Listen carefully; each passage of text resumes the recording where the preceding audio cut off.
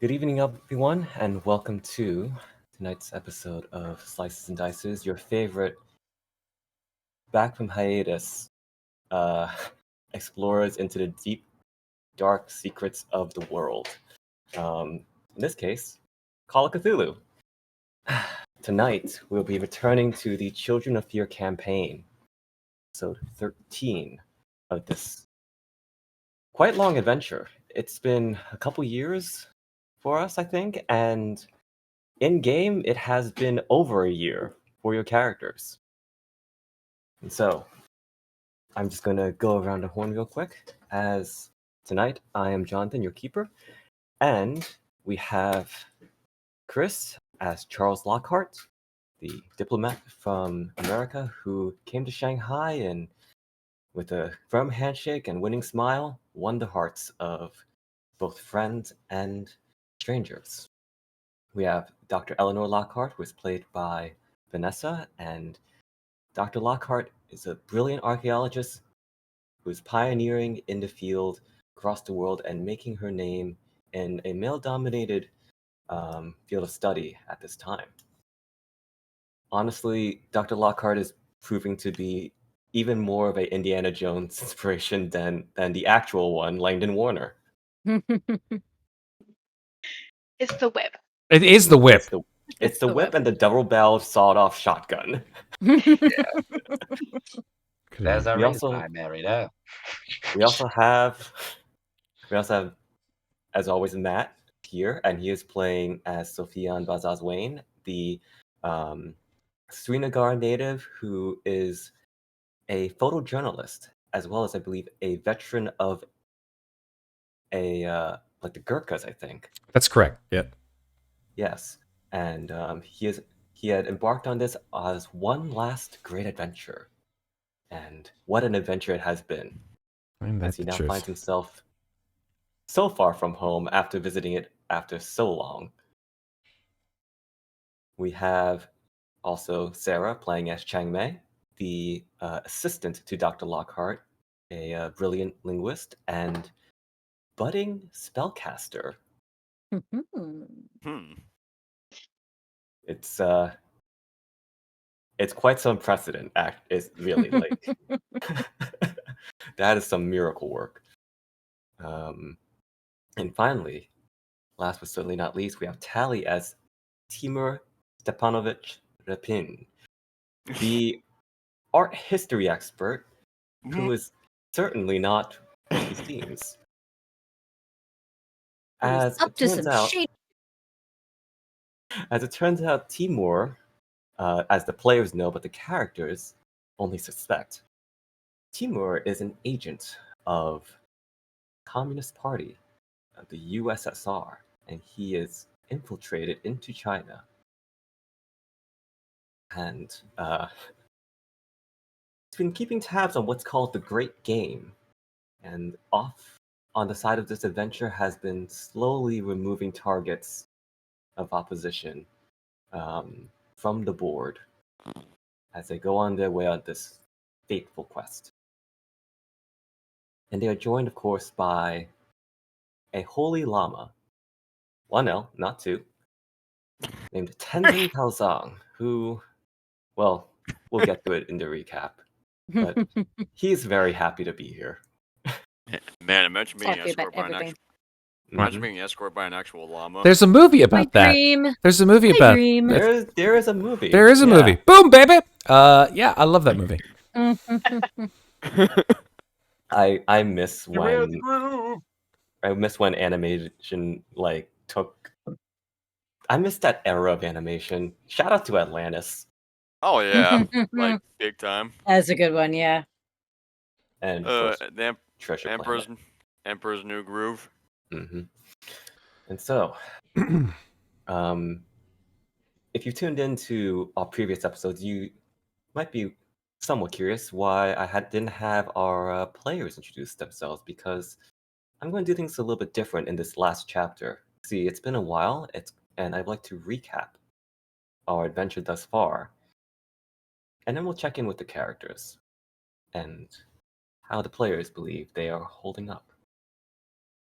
So, The current date is somewhere in the middle of June 1924. The current location, Pimako, Tibet.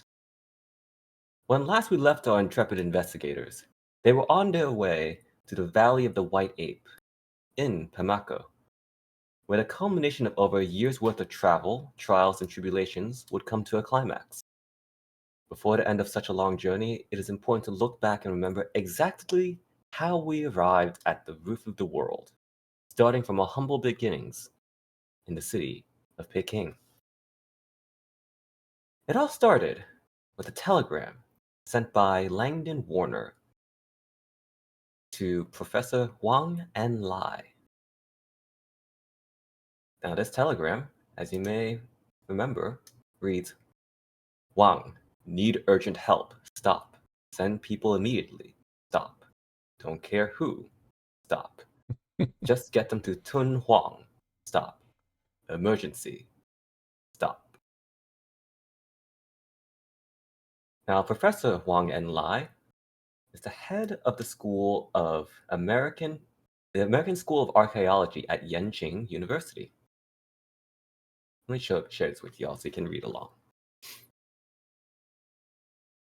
This older, handsome gentleman is the good professor. The telegram had urgently called for the professor to send help to the Cave of the Thousand Buddhas near Tunhuang. As fate would have it, the 6 of you were called upon to embark on the month-long journey through the Kansu corridor by way of the ancient city of Xi'an. The historic starting place of the Silk Road was only the beginning of your adventures, as you solved the mystery of missing sentimental trinkets. To your surprise at the time, these trinkets were stolen by clay dolls possessed by ghosts. In retribution for a desperate merchant turned grave robber. Upon scolding the merchant to turn a new leaf and returning the items, one of which included a cane with an ominously shaped octopus head, you set off towards Tunhuang.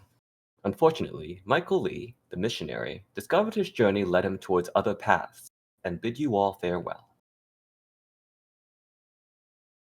It was on this journey to Tunhuang that you met one who would become a dear friend, a Russian translator named Demyan Ilarovich Babanin. After helping him smooth over a misunderstanding with Chinese border guards, this, by the way, is Demyan, you found common interests and direction with the former writer, and you allowed him to accompany you on your journey. Along the corridor, you began to have strange premonitions, the feeling that you were being watched, and a recurring message in numerous languages. They are come. The end is upon us, for they are come. At last, you arrived in Tunhuang, and you met the famed archaeologist, Langdon Warner.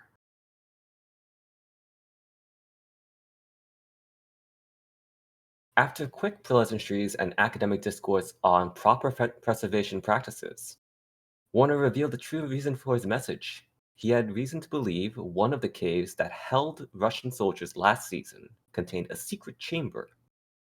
However, Warner was not fluent in Russian, rendering him unable to decipher any lingering graffiti or signs.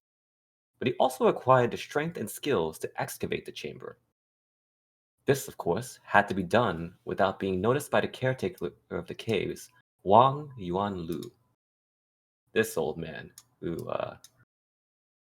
good intentions, not a good sense of artistry. And so after traveling, you finally was able to rest for the night. But your dreams were infiltrated by strange visions. Professor Lockhart being led through the jungle, only to find Charles Lockhart in the midst of the grisly disembowelment of a cadaver. Sofian, sitting across from an ash-smeared sadhu or wise man, stacking a small shrine of bones out of his late brother, Adem. Timur, stalking through dense trees as it begins to rain, only to discover that it's not water, but in fact leeches, and countless bodies scattered upon the ground where he walked. And finally, Chang Mei dreamed of peach petals formed in the silhouette of a man, scattering at the flight of a bird.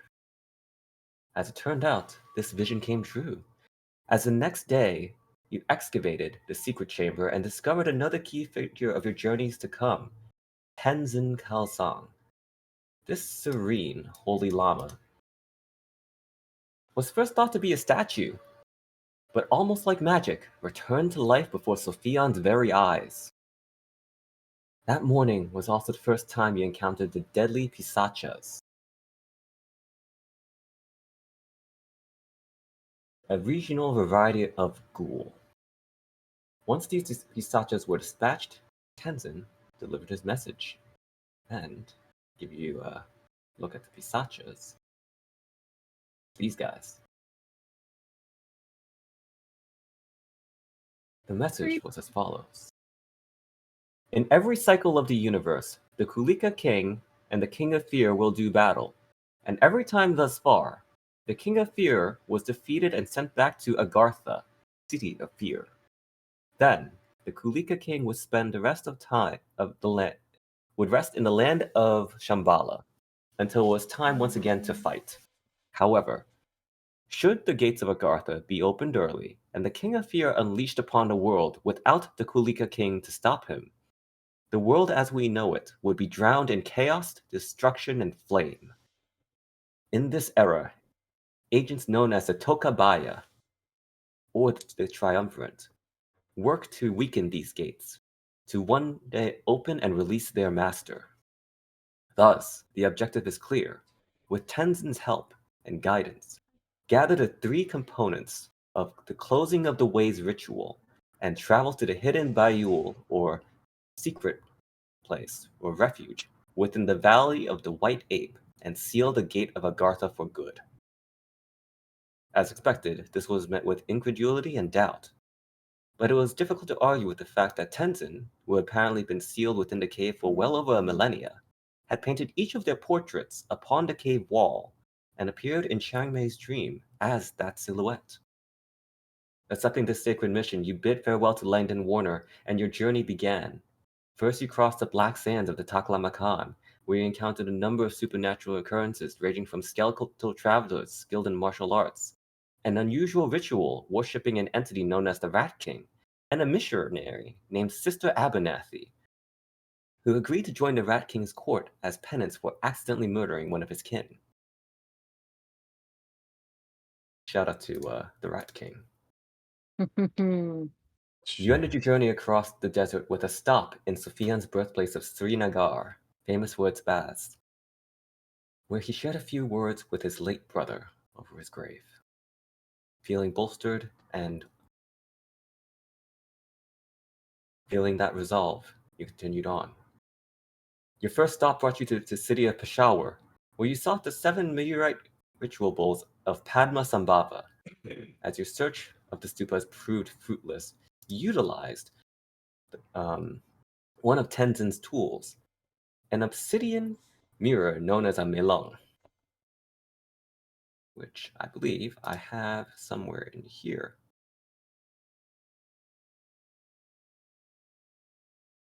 With this, you discovered the bowls were found by one Robert Moorcroft and put on display at the local museum.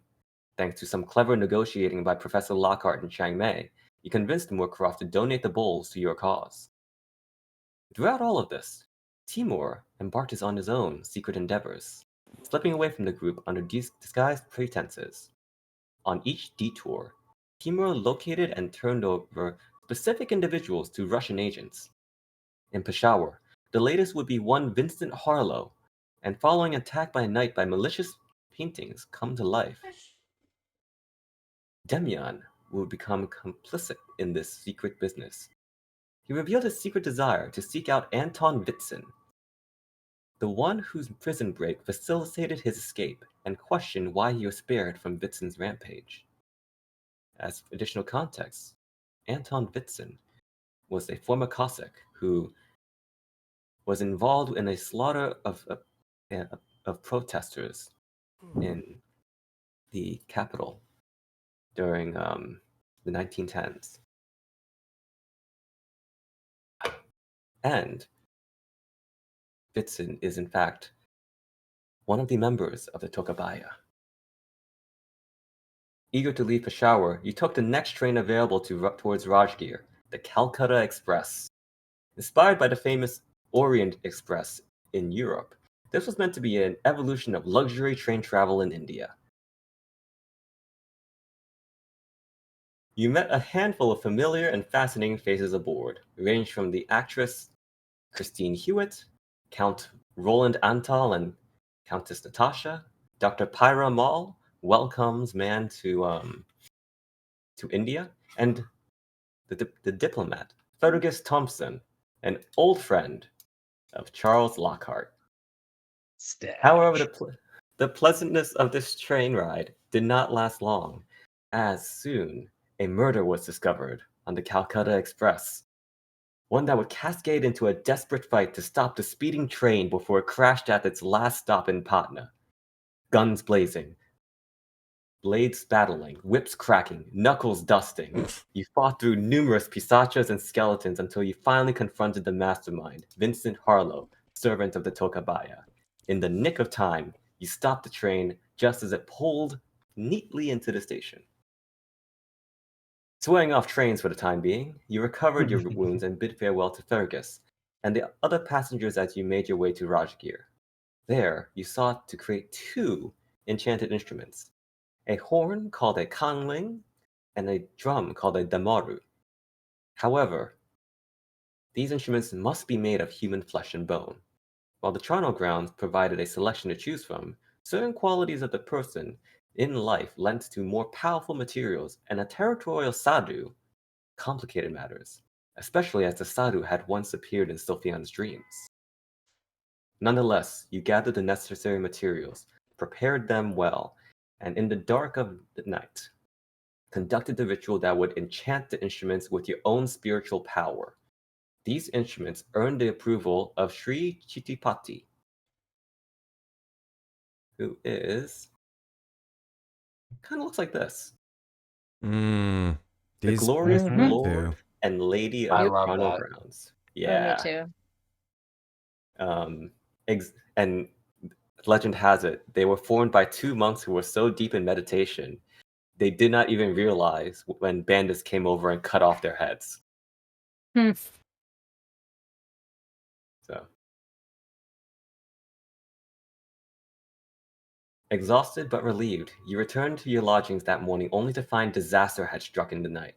While you were away with Tenzin to construct the instruments, Demyan stayed behind to guard the ritual bowls and managed to thwart whoever had come to steal them, who, as it turned out, was another member of the Tokabaya, Miriam Sandrine. All that was left of Demyan was his Nagant 1895 revolver, his pack, and handwritten notes of farewell. With heavy hearts, you continued your journey to ensure your friend's sacrifice was not in vain. Forced to take a train, you embarked on the Darjeeling Express up to the eponymous city that served as the center of the Rajah's operations in the north. There you were saved from an enormous waiting time by none other than Fergus Thompson, who readily agreed to facilitate your permits into Tibet so long as you assisted with a diplomatic issue in the Tibetan capital of Lhasa. A Nepalese diplomat had gone missing, and given the diplomat's connection to the Nepalese royal family, neither the Tibetan government nor the Raj could investigate directly. Given an investigation was preferable to weeks waiting in the permit office, you agreed and set off on your journey to Lhasa. Breathtaking views greeted you as you arrived at the roof of the world. In Lhasa, you stowed your precious items within the considerable protection of the Dalai Lama's vault, and soon discovered the flophouse where the Nepalese diplomat had been frequenting. Inside the room, you discovered a grisly sight, as a thangka thangka painting was painted on the wall in blood. This turned out to be a portal to a monastery outside of Lhasa's walls, where the diplomat and his cultists were attempting to open a sealed door to claim great power. Thanks to quick thinking, swift grenade handling, and a conveniently placed Lewis machine gun, you managed to foil the cultist plot and grant Tenzin enough time to reactivate the seals that keep the Starspawn of Cthulhu contained beneath the temple. Rumor has it that very night, the Dalai Lama himself reinforced the seals to ensure no mere cultist could open the prison again. With that solved, you then headed towards the printing house of Derge, where you sought a new copy of the ritual scroll for the closing of the ways. Unfortunately, according to the kind monk Yonten Fun Sok, they no longer had the scroll, but do still possess the printing blocks. However, they would be more than happy to print a new copy so long as the investigators made a delivery of another scroll to the neighboring Dzogchen monastery. Seeing no other option, you agreed to these terms and set off towards the Dzogchen monastery. There, you met Kunchen Chodak, the shrewd treasurer of the monastery and secret agent of the Tokabaya. To everyone's surprise, the scroll delivered was different from what was shown by Yunten Fun Sok, depicting instead an explicit scene of Tenzin embracing a Dakini, a demon of sorts who presents themselves often as a woman with wings and horns. Nonetheless, this mistake was dismissed as confirmation of a portent of Kunchen Chodak, who dreamed that he would meet the investigators. The delivery complete, you traveled back to Derge printing house and collected the ritual scroll. However, one night as you traveled towards Da Sheng, you woke among 7 mysterious, otherworldly beautiful women. At first they seemed hospitable and only wishing for you to join them in their revelry, but soon it became apparent that refusing their temptations only angered them. And this may somewhat look familiar.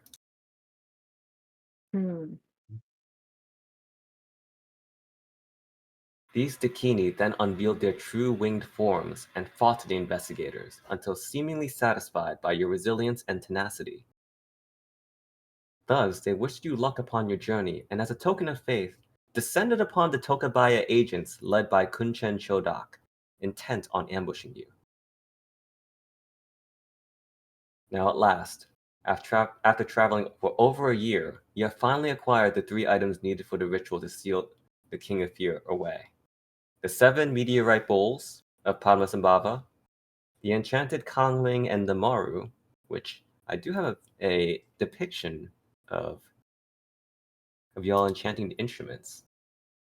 Oh, damn. Nice. Oh, Yeah. cool. And the correct manuscript for the ritual known as the Closing of the Ways. And so begins our next chapter, titled Liberation.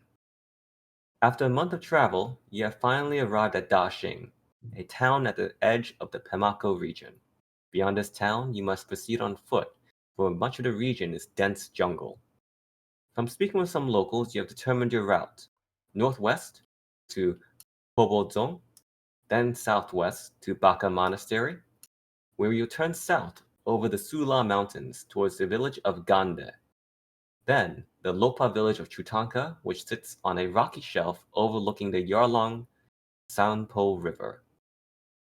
From there, a terrifyingly unstable cable bridge is your route towards your awaiting destiny in the Valley of the White Ape, cast in the shadow of the Namche Barwa Mountain.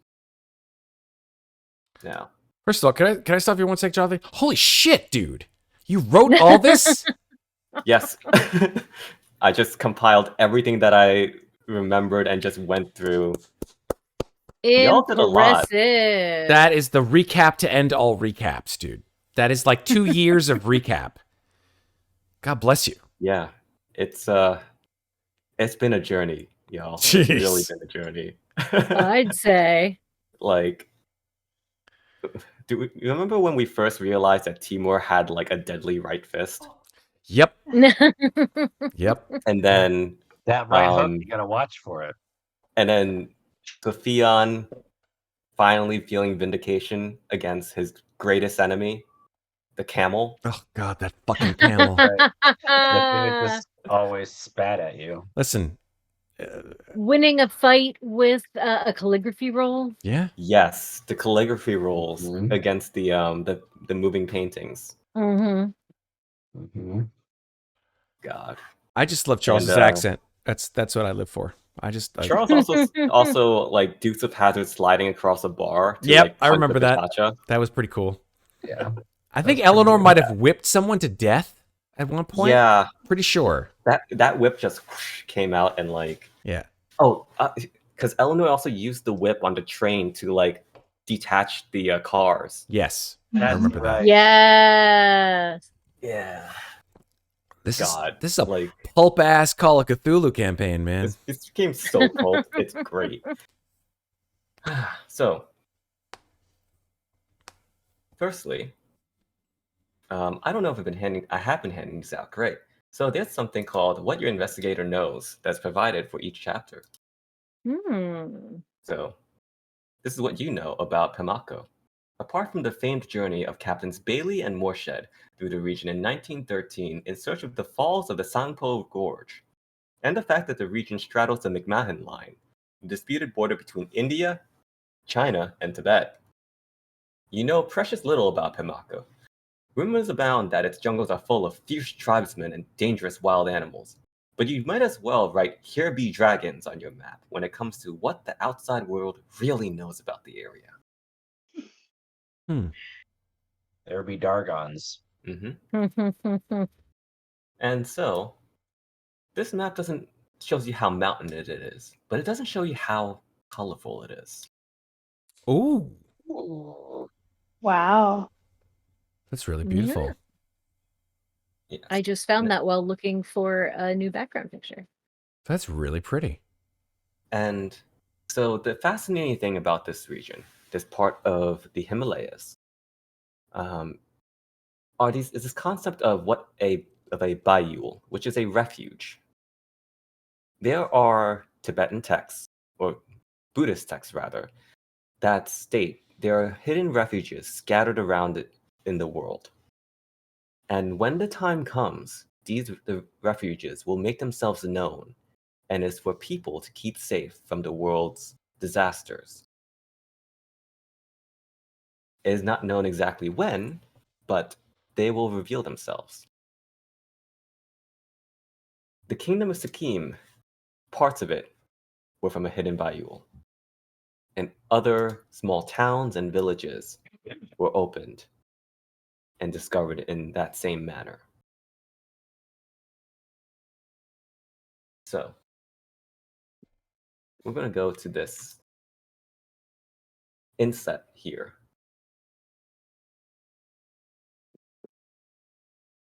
And in short, just to make it a little bit easier so you don't have to jump back and forth, this green line is essentially the route you're going to be taking to Got it. White 5, the Valley of the White Ape. Okay. Now, the peoples who live in this region don't often see foreigners. But with Tenzin with you, things are somewhat smoothed over, and for the sake of things, you're able to travel without any problems really, as you have not only smoothed things over with the Tibetan government, but also you are armed, you have your heads and wits about you, and at least 2 of you know Tibetan, Mhm. right? And it even helps that Sofian, you know Hindustani. That's right. Yep. And there's a varying degree of Chinese linguist fluency across the group as well. So I'm going to say should be fine. Now, here's where I would like to ask. In this month of time, you have a development period, which is our favorite period because you get to increase your skills further. It's been a year since you've been on the road. Lots has happened. And I would like to know, how has this changed you? What do you look like now? How do you sort of come off now compared to a year ago when you had just left Peking? And I would like to start with above me, Charles Lockhart. God, you put me in the hot seat, John. Well, Blame it on the layout, bud. yeah. I think Charles is definitely skinnier than when he left Peking. He lived a little bit, not necessarily a life of luxury, but he at least had, 3 square meals and a lot more pampered things. I think he's hardened and a little gristled and he never fought in a war. He's never done any like military service. He just went straight into so well, that's not true. He did this stuff with Fergus. So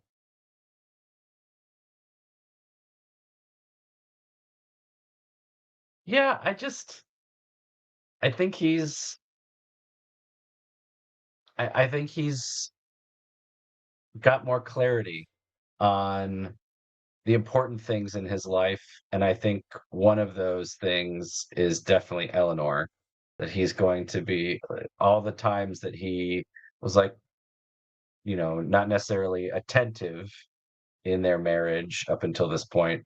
I think that's all in the past now. I think after all of this is said and done, I think he wants to get back to being just the two of them and having their life together. So, yeah, I think that's where he's at. Save the world, Indeed. get the girl. Now I must ask, Charles, are you still wearing a suit? Oh no. No. The suit. Well, if I am, it's in tatters, right?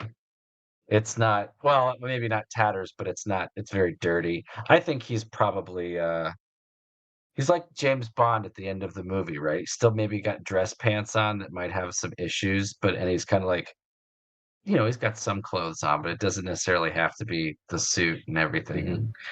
Definitely does not do his hair every morning. He's grown a beard and he doesn't have Mhm. his mustache anymore. Um, he definitely has grayer hair or less of it.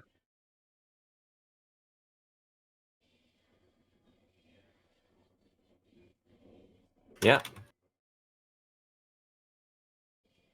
It's. I think. I think the next time you see Fergus, uh, he's going to give you a little bit of a hard time, but welcome you Oh, back with open arms. definitely. And probably buy me a whiskey quick because he says I need it, right? Oh yeah, You've been and living life. Here's a lot of little water of mhm. life, After, of course, the secret handshake. of course. Yes, and as a note, you did in fact have the telegrams going back to Fergus that the mission was complete. So, and he knows Mhm. you're in Tibet, and that's all been Yep. settled. And he is, of course, very grateful for what you have done. Yep. Good. All right. So, and never far from Charles Lockhart, we have Dr. Eleanor Lockhart. How are you Mhm. faring after this year of adventure? So this adventure, in a way, was a dream fulfilled. Certainly didn't expect so many zombies and other gruesome enemies, but Eleanor always wanted to go on a great journey, discover new things. She's been keeping journals. She's not sure how much she'll be able to share with her colleagues, but definitely wanted to remember everything along the way. And physically, she's used to wearing a dress. I think she's totally embraced trousers, kind of a button down, sort of like on safari type of look. So glad she wore a hat, but definitely has established more of a tan with her half Italian DNA coming out helping her to avoid some sunburn. And maybe her hair is a little bit more gray as well. And she's a little stronger now that she's been using these weapons and, riding camels and trekking Yeah. through the yeah. mountains. So you've been keeping all these journals and recording your adventure and your travels. Among these journals, I believe you also have a well-read and well-worn copy of Marco Polo's book. Hmm. Her How prized is- possession. Indeed. How is Dr. Lockhart feeling about this keepsake, this piece of literature that motivated her and was such a key part on her starting off her journey, compared to everything that you've experienced so far? Her connection with the book started as sentimental because it was her mother's copy. So she's got notes from her mother, her own notes that she's made throughout, and sort of was a goal in life to travel like Marco Polo. And so now that she's had some time to reflect, she wonders what wasn't in the book. What else happened along the way? What did her mother experience on her own travels that she didn't really speak much about? And especially because she almost lost the book early on in the adventure, it's become even more dear to her. Indeed.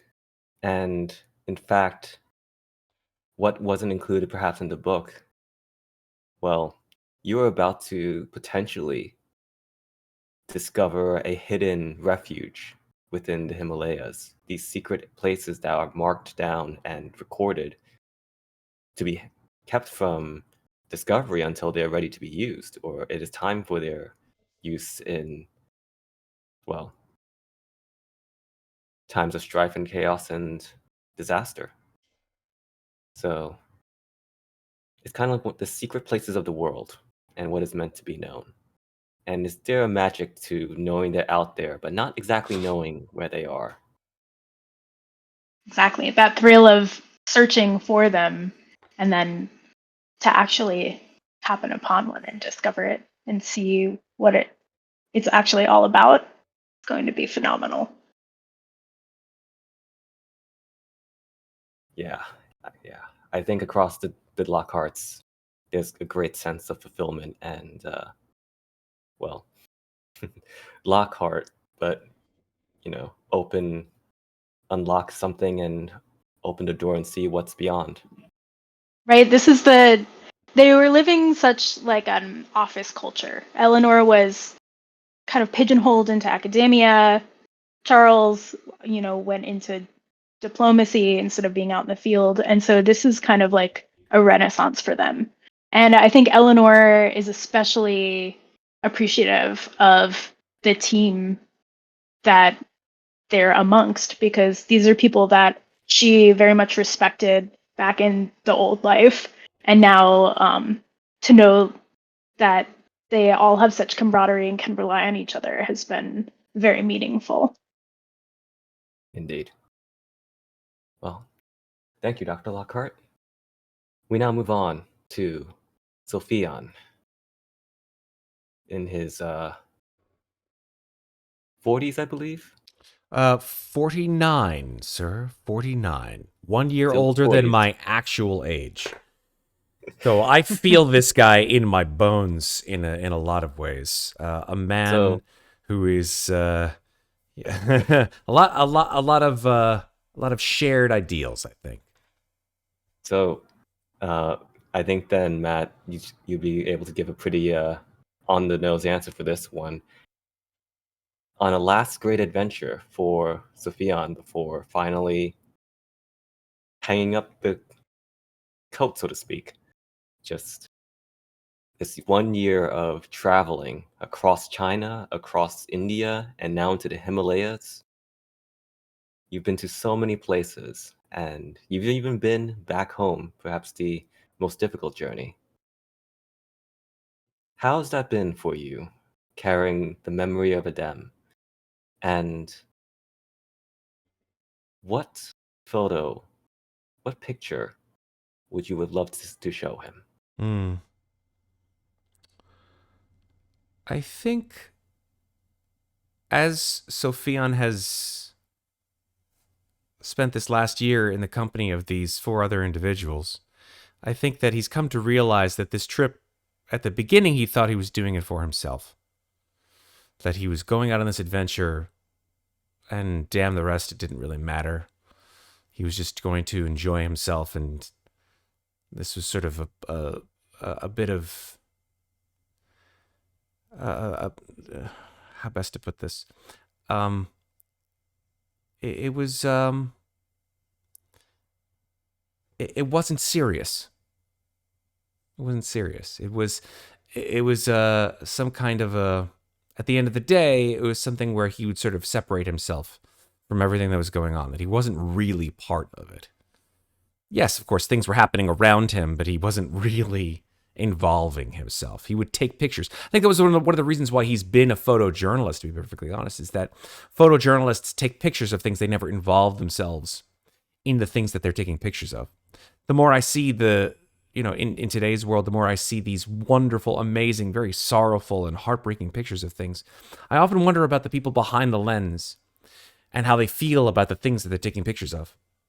These horrible tragedies, these marvelous, amazing expressions of humanity. How much do they actually invest of themselves in these kinds of things? They express themselves with their photos, but do they feel any specific way about these particular things? Or are they just doing it because they need the money and they want to show people cool shit and they want to show people how great of a photojournalist they are? And I think at the beginning of this adventure, I think that Sofian was intent on traveling along the same footsteps that he did with his brother as a testament to the memory of his brother, who he loved very much and who they would do quite a lot with each other. But when his brother died in World War I, he lost a part of himself. And in order for him to try to regain that part of himself, he had to retrace his steps and find the same places that meant something to him and him only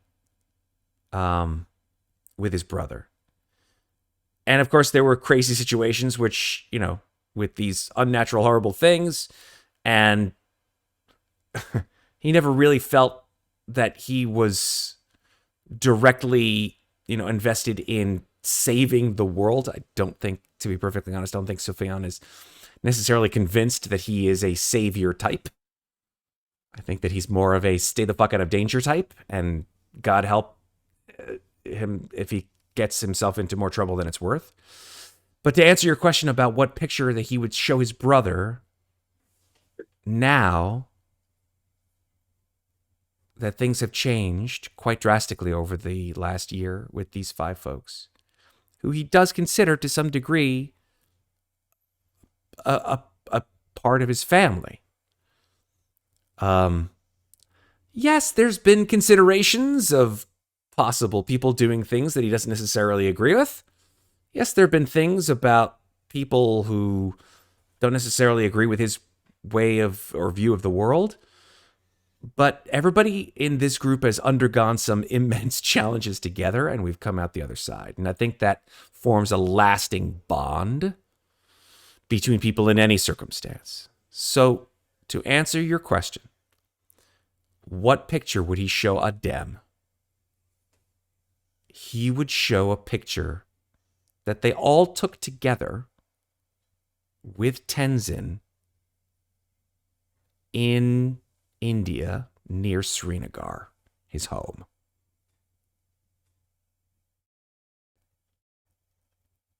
Yeah. Yeah. I believe that was also the one where, when developing the photograph,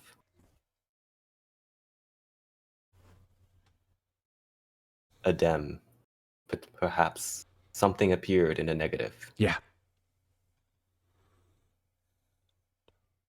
Indeed.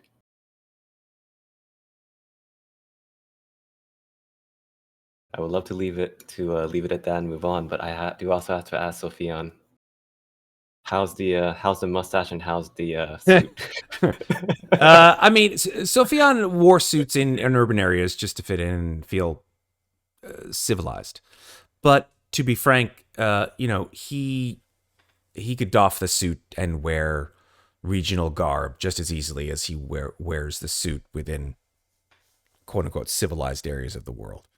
To some degree, it's a second skin. I don't think it ever really felt comfortable on him, to be honest.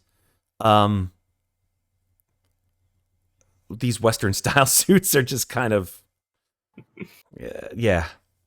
It felt wrong to some degree in certain situations to try to keep up appearances. But I think that he does take care of himself. He does not look his age.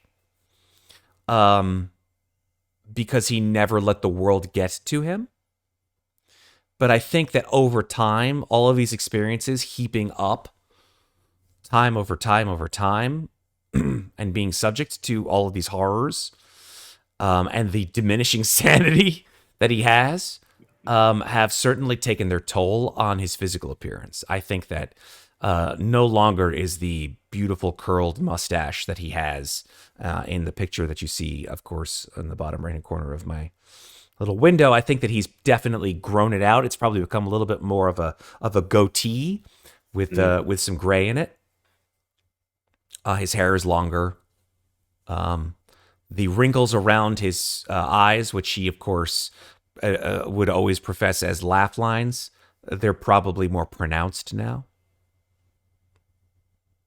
Yeah. Right. Sucks getting old. So my grandmother used to say, "It's not for the faint of heart." That's for sure. Okay. Moving on, we have Chang Mei, so far from her home Yes. and traveling with Dr. Lockhart. You've come on a great journey of self-discovery, haven't you? Yeah. I'll start with the external stuff. Being young, I don't think May's physical appearance is as drastically changed as maybe some of the others. She's put on a little bit more muscle than she used to have, probably from all the long days of walking and being on camels. She has, like Dr. Lockhart, embraced trousers. But her clothes, while less formal, are still very fastidiously well maintained. She still puts a level of detail into looking neat and put together every day, regardless of the situation. Although I'd say that the ink stains on her fingertips are probably a bit darker from not having the modern washing facilities to thoroughly scrub them every night. But the bigger changes have certainly happened on the inside, in that she has become far more self-assured than when she left Peking. I think May was always very confident in her abilities, but she would rarely profess that confidence or wear it outwardly. She tried to be demure, to be a good daughter, to be respectful to everyone around her. And I think that while still desiring to be respectful to everyone, she has also realized that she can do that and also be true to herself and own and recognize her strengths as an individual, and not shy away from being proud of her accomplishments. I think it's accurate to say that uniquely for Chang Mei, this adventure for the rest of the group is more of a like an ending point, almost like towards the end of their journeys and adventures. But for you, it's almost like this is only the beginning, and it's the beginning of so much more than you expected. Oh, she absolutely is still somewhat gobsmacked at the never-ending realization that there is so much more to the world than she ever would have imagined from behind her stacks of books in Peking. And although she is eager to complete this journey because of both because of the stakes and because she misses her family and wants to see her father and her mother again and her sisters and brothers. She also knows that she is going to miss this and doesn't quite know how to reconcile the future she'd always envisioned with the future that she now kind of wants.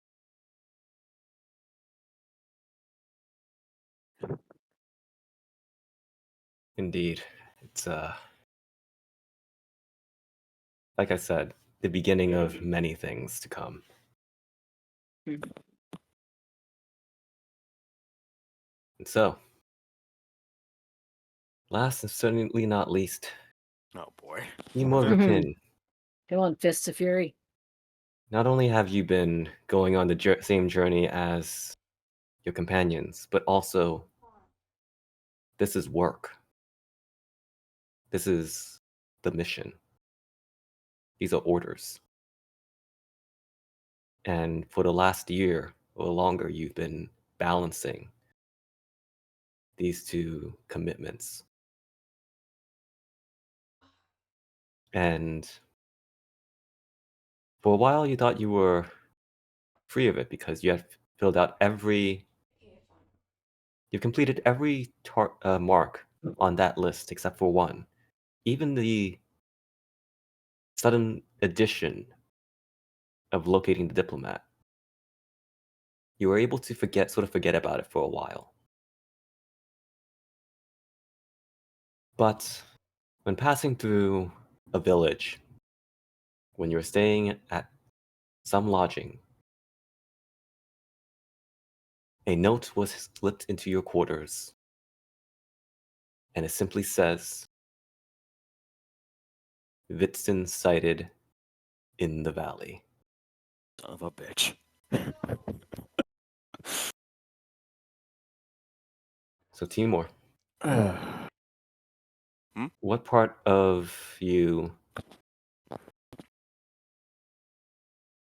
How do these two sides of you... How do they come to terms with each other after this year? After fighting alongside your friends and fighting alone. And even when fighting alongside them, you are fighting for different reasons.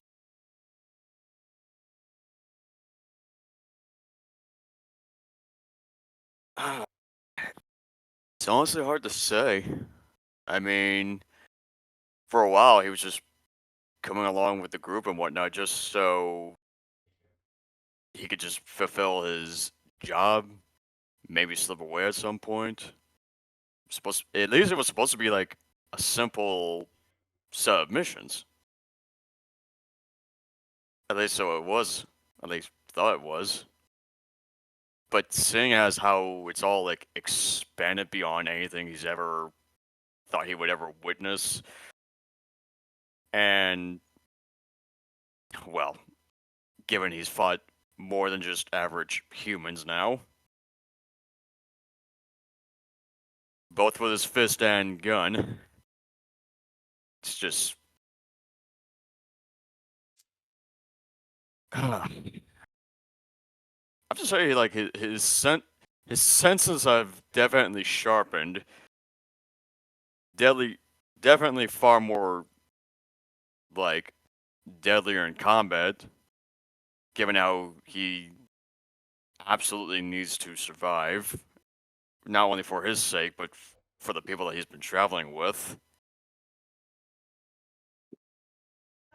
He's actually quietly grown fond of the group. Doesn't want to admit it out loud, but just kind of hard to keep away at this point.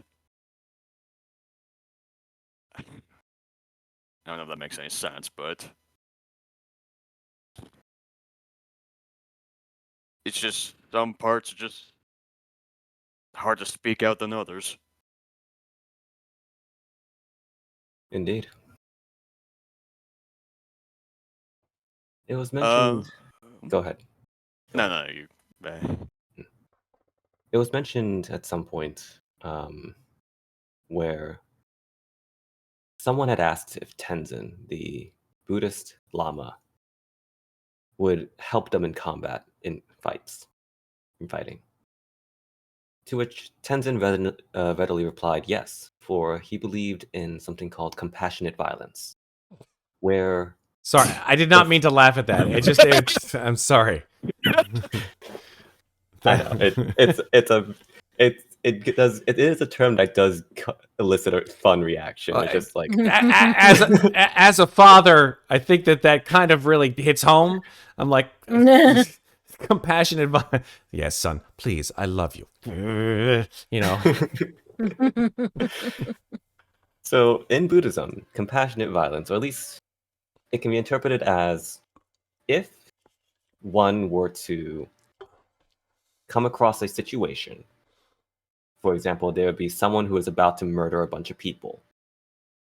That would be a great negative in karma for that person and the many people who die.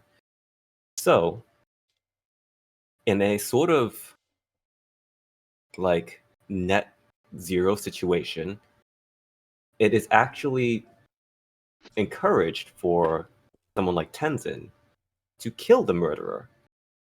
For his lowered karma would be a smaller decrease than the general decrease of karma for that person and the other people who would have suffered. So, the reason why I bring this up is Timur has been the one who has been most directly connected to the deaths of other human beings. Throughout this journey, you have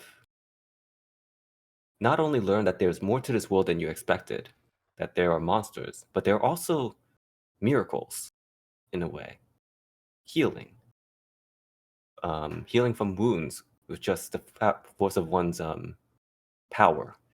There is, in fact, apparently, a force of good fighting against a force of evil, that this evil intends to incite war and chaos and cruelty. How does Timur, in context with his upbringing, with also the fact that Demyan, a fellow Russian but from the Tsarist side, who had traveled for so long and was complicit in keeping your secret, how does Timur sort of balance all of this that now has all come to light?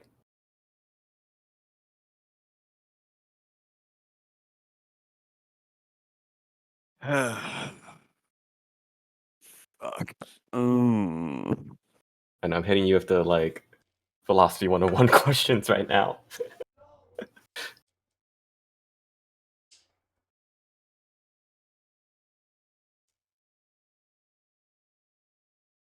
I guess for a while, I mean, sometimes before killing was just a job. You know, you don't really think about it.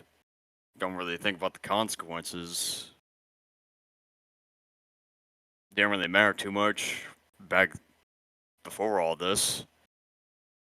But seeing as for what he's been fighting against as of late, actually will have real consequences to the world. Probably with more suffering than it really should have. I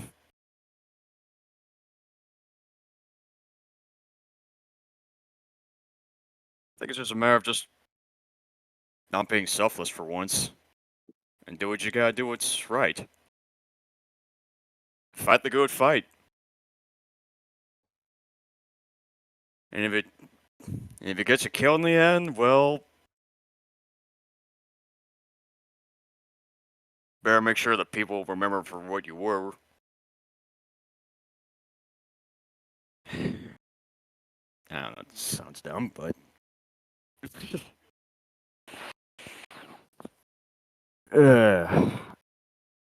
think for the neck good, this philosophy stuff.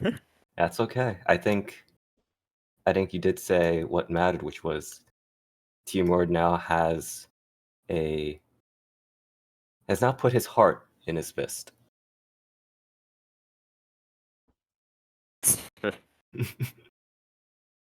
It's like my heart grew 3 times that day. Mhm.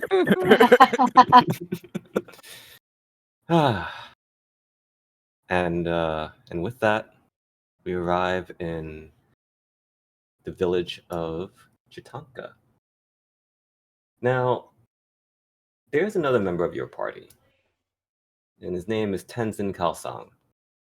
He has not dressed any differently from when you found him in his cave. He's only cleaned his clothes and continued to wear the same thing. And he hasn't really had to change because he hasn't had to go to like anywhere else. He would stick out like a sore thumb in, say, in like Berlin or London, Paris. Maybe not Paris. They might enjoy the fit, but like even though he has somewhat blended in, because of your knowledge of Tenzin, he has always been somewhat out of place, as you know that he is 1,000 years out of time. And as you have traveled, this as you have traveled, you begin to piece together this puzzle of who this man was and still is, in the context of where he would have traveled back then, and the place that and his place in all of this that's happening between the Tokabaya and the Lords of Shambhala protecting the world and all that. One by one, as the pieces fall together, this whole year you've seen the puzzle piece of Tenzin Kalsang slowly drifting out of place until you arrive at this village of Chutanka, overlooking the valley where, in the Valley of the White Ape, you will find that hidden refuge. The puzzle piece slowly fitting into place. And something in you all realize.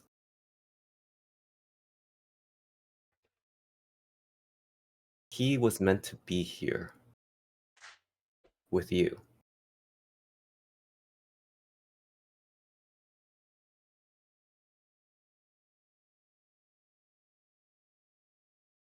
I think a good way to frame it is Sofian. It's like a picture finally coming into focus. Chang Mei, in terms of calligraphy, the right brushstrokes forming a perfect character. Dr. Lockhart, a tablet of that is finally translated for its true correct meaning. Charles Lockhart, like finally fully realizing the full appreciation of a 20-year aged whiskey. Timur, like understanding the emotion and character behind a dance or a ballet, each movement fitting into place. And so you have gathered a guide, you have gathered some porters to help you carry things. Now, I would like to ask though, as you're in this town, it is June, and in Pimako, this is the month that starts heading into the wet season. You know what that means. We've got audio. Yay! Yeah. Are we gonna do those development roles before we explore this little town? Thank you for reminding me, Sarah. So I would like to know, well, you all get one last development period. You have met villagers, you've met mountain guides, you've met monks, you may have met secretly other Russians or perhaps secret Westerners who are keeping an eye on things. please let me know. What is it that you would like to try to improve during this development time? Let's start in reverse. Timur.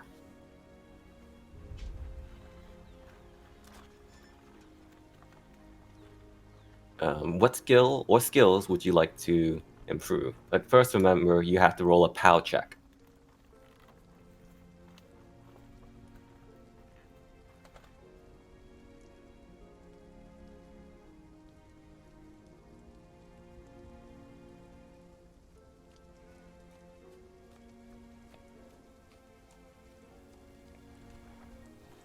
Timur, may I have a power check, please? Yay, pal. Ah! Unfortunately, the stress of the journey means that you do not get to take advantage of this development time.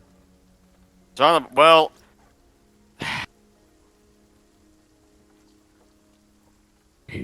Listen, it's not my fault I'm overpowered in my fist, okay?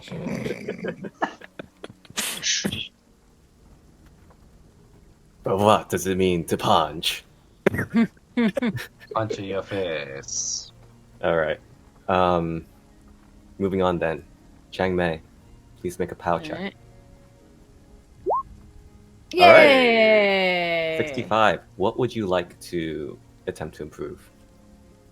Well, considering that we're going into the mountains, I think I want to improve my climb skill.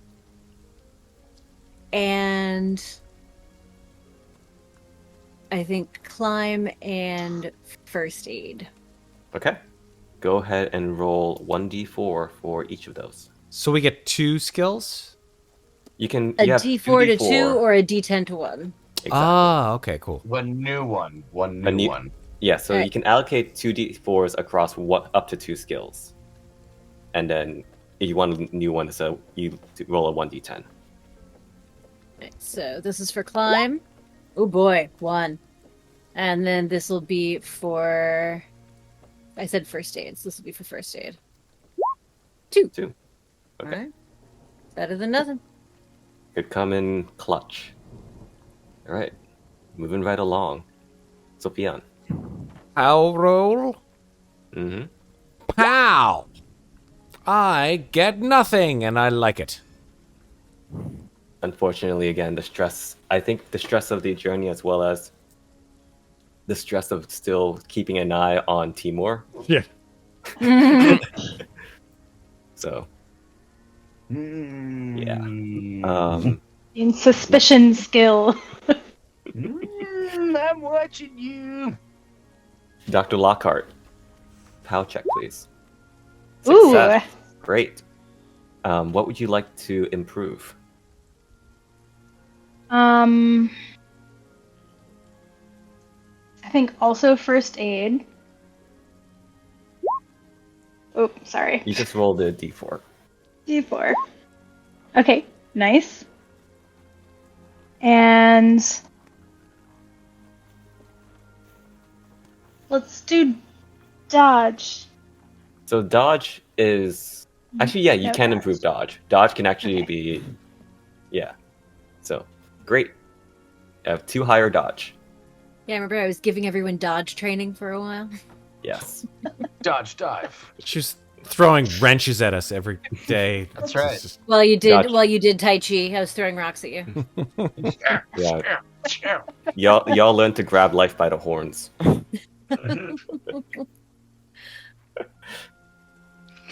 Compose yourself, Charles. You're up next. Yeah.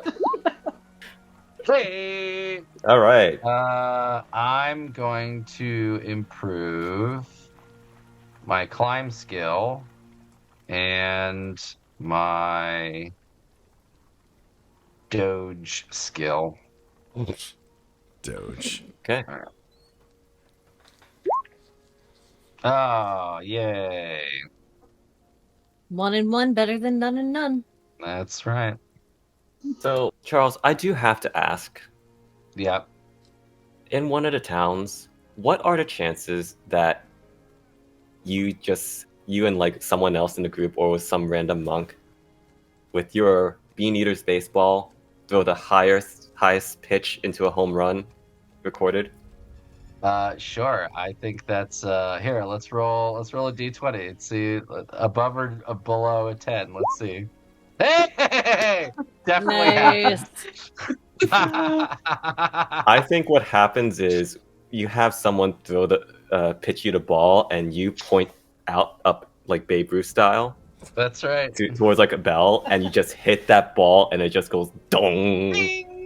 Yeah, like some gong or a bell or something. Yeah. I love that. I love Nice. that. Some birds fly off the mountain. Very You know cinematic. how the claim of fame of highest home run. That's right. the world? That's right. And all the kids that are in the village are yelling and running around Yeah. having a grand old time. Mm-hmm. All right. Love it. Cool. So,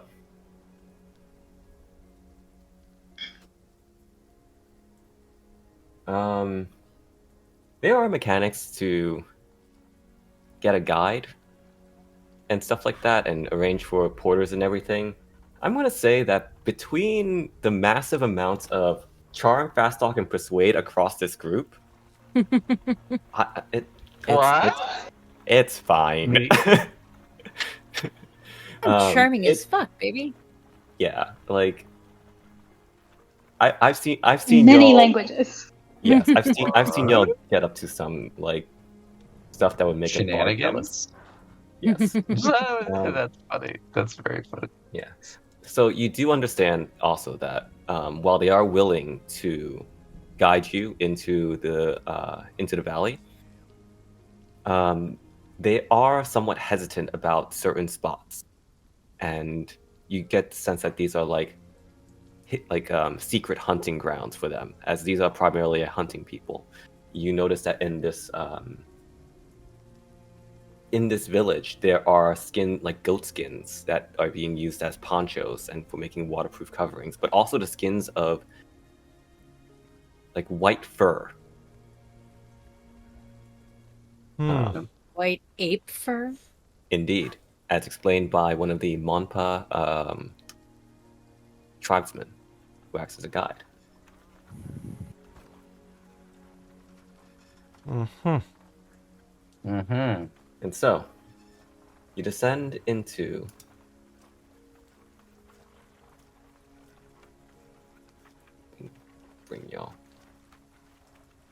You descend into the valley. The valley, Littlefoot. Into the valley. Oh God! The valley. Stop! Don't wreck my childhood again. No trauma.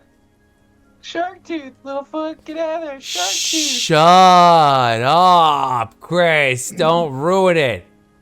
It's one of my. Chris, you're about to have the Sean James Valley instead. Jeez. So as you cross the rickety bridge, I want to know who's afraid of heights. There's no roll. I just want to know who's afraid of heights. Are you talking about asking like the characters or the players? The characters. Okay, just making sure. Jesus. I say no for May. Nah, Sofian's not afraid of heights. Probably not. I think Definitely not Charles for is me. a little wobbly. Little wobbly. Little knocky in the knees. I think Eleanor's okay, unlike me in real life. Yeah, for real. 100%. Yeah, same. That's why I'm like, Yeah. May's good with it, because IRL Sarah would be wetting her pants. Mm-hmm. And so we are here in the Valley of the White Ape. Imagine it is much more densely jungled. Mm. Thick So jungle. a couple things. The guide says, do be careful as you're going through the valley. Try not to disturb the wildlife too much. No burning of impure substances. Allow us to make the fire for camping and such like that. We know how to. We do not wish to disturb the Migyu of the valley. And Do I know what the Migyu are? Chang Mei, you know that Migyu is Tibetan for the term that we would call Yeti. I knew it. Oh boy. Okay. And as of 1921, the Abominable Snowman. My God. My God. As if Cthulhu wasn't bad enough.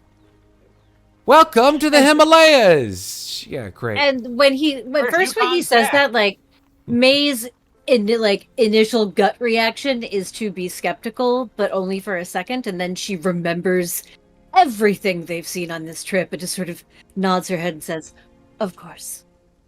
Nah. Want a snow cone? So, hey, more snow cones. So, as you are traveling now through the jungle, machetes in hand, perhaps, you do notice that Tenzin has been gathering like root all through the last month. Has been gathering roots and leaves and flowers and stuff like that, including like fir and hemlock. So, would anyone like to make me a natural world or similar science check? So science would be biology, botany, or pharmacy. I mean, this is probably going to be awful, but I'll make a natural check because you never know. Nope, didn't fail by much. Okay. So,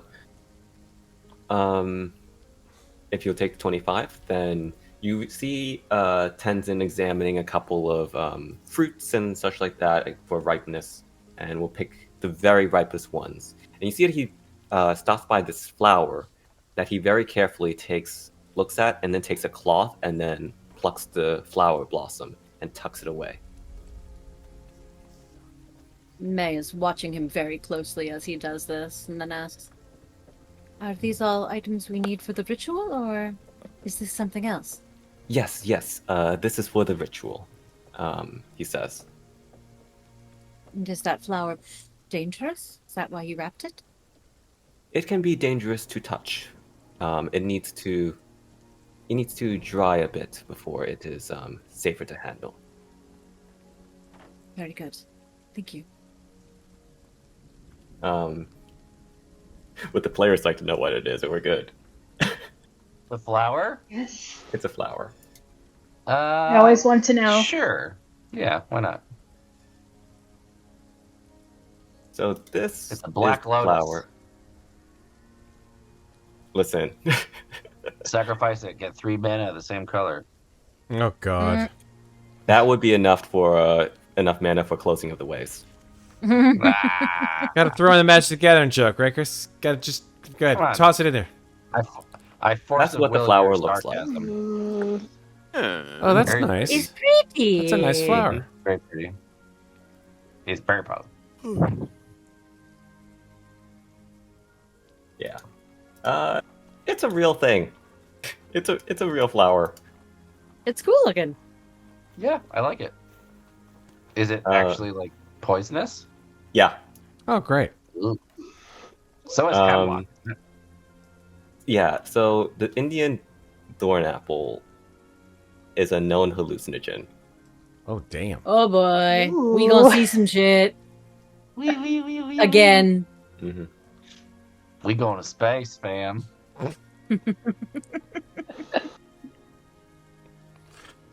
Bring out the it is THC vape. Let's go. It is one of the things that you would. It's going to be the poppy seed. We're going to have milk Yeah, of the poppy. this is the one that will take you on a journey. Ugh, Yeah, Yeah. we're going on a trip, bro. We're going on a trip. Uh-huh. And you're not going to The leave Tibetan your seat. name is Dadura. As you can tell, Datura is very close to that. So yeah, as you continue traveling, suddenly Oh, damn Oh it. dear. What? What did I miss? it is raining. Definitively, it is raining. It's Um, definitively raining. yeah, rain. Risk of Rain Definitive Edition. Good game. Wow, you just pushed the nerd joke level to like the 7th degree on that one, Jonathan. Jeez, I'm going crazy. that was good, dude. Someone better clip that. So many layers to that joke. That was good. So, May First off- sort of pulls up a waxed hood and like hunkers down under it. Make sure that her bag is tucked under the flaps of her Mhm. ostensibly waterproof jacket so that nothing gets wet. Indeed. So I would She like would have to. planned for this. Oh yes. You're informed well ahead of time that this is going to be going into the wet season, so you were kitted out for that, and Mhm. you have Yeah. the requisite things that you traded to get such equipment. So, I would like a spot hidden roll, please. Ooh, I got Or- this. Actually, no. Oh yeah. I would like a What? listen roll. Oh, someone else okay. can take that if they want. Mine's a Oh. 41. I just Oh, I can do improved that. my listen. I I have 69. have Is it- 76. You have 69 listen? Ooh. I do. Nice. You're all such good Nice. listeners. Mine's I need 20. listen roll. Especially with 69. But go ahead. Go ahead, Tally. Eleanor, you've gotten tired of listening to overindulgent You're the- men. Wait, so who's You're doing the it? Me professor. or? Talker. Tally, you. Uh, You get the highest. God damn it! Balls. Oh my god, Wow. guys. What's going on? All right, it's fine. I'll give it a shot. raining too loud. It's Oh my goodness. Oh my god. Wow. Oh my god. 4 for Alright, 4. can 4 I- for 4. 5 for God 5. Okay, that's it. That's it. What's Okay, that was You're all gonna die. what's happening? Don't we hear, Jonathan? And Tenzin, listen. You don't hear the Oh, avalanche coming behind you. Tenzin already knew it was happening. He didn't have to listen. He's like, but this isn't my game. It's your game. I'm just a player. Yeah. I'm just an NPC. You would be so self-aware. Just stares out at Okay. the screen. You see Tenzin just like pausing, so it goes, okay, who's right next to Tenzin right now? Probably me. I feel like Probably- May hangs out with him a lot. Probably Chang, Yeah. Chang Mei, yeah. Okay. Yeah, that Uh, makes Ten- sense. I mean, Tenzin I don't have to be the only one, but I'm saying May would be near him. So Tenzin leans over to you, May, and just goes, hey, May. I Yes? hear a mysterious buzzing sound. Buzzing. Yes. Like insects? No, like, almost like singing. And he begins to sort of like lean this way and that, trying to like catch the sound. Can I make a spot hidden to see if I can spy anything that might be making this noise? Go ahead and make a spot hidden.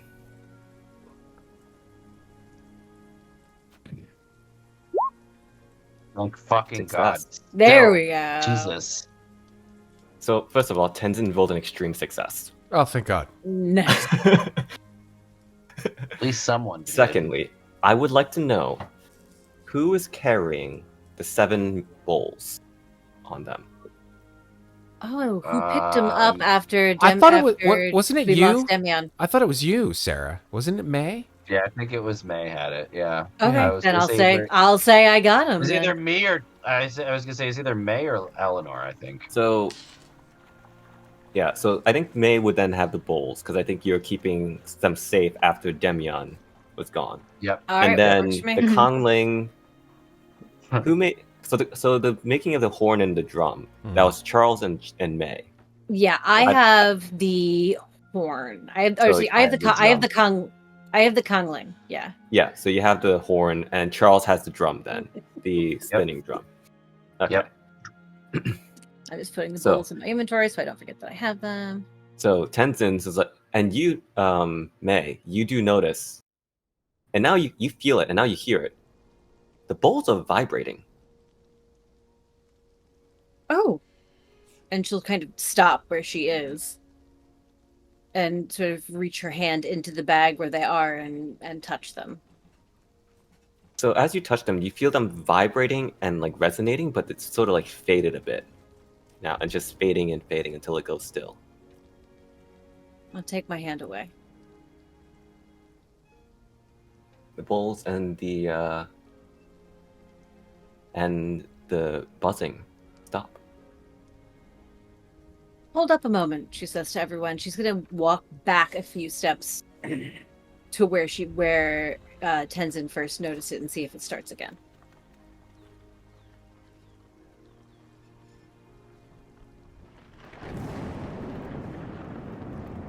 The bowls Did I begin do to that? vibrate.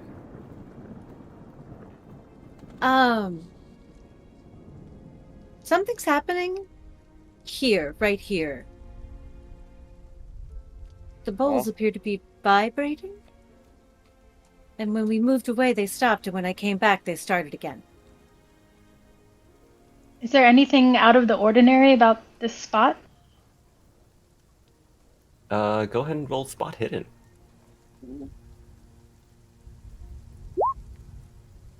Nice, Eleanor. So, with a hard success, the spot looks just like any other spot in the jungle. However, with that hard success,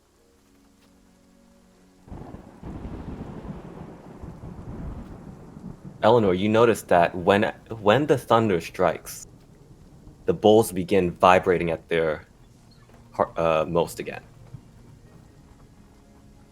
Interesting. The bowls are responding to thunder. Okay, I relay this to everybody.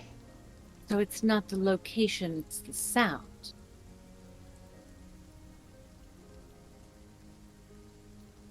But they've never done this before. We've been through other storms. Tenzin strokes his chin. These were made out of sky metal, and we are in a place of power. So perhaps it is the sky metal that is reacting to the drums of the sky. Well, then, I guess that's a sign we're on the right track. Truly marvelous, these bowls, no? Yes. Yes, they are.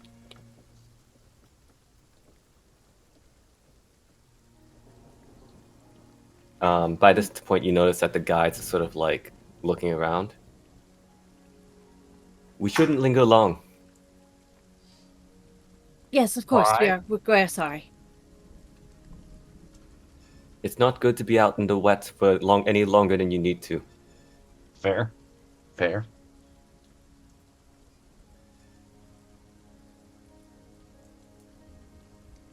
May kind of snaps herself out of her little reverie and is like, yes, we should continue.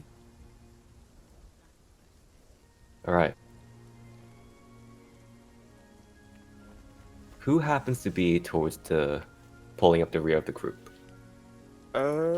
Probably me. Timur, go ahead and roll me a spot hidden. It's spot hidden. Nice. Nice.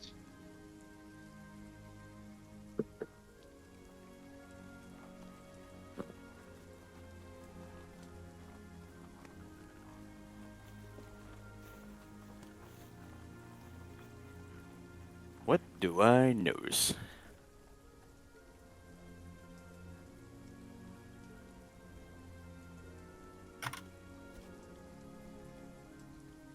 I don't like the fact that he's taking so long, guys. I really don't like that. This is unnerving.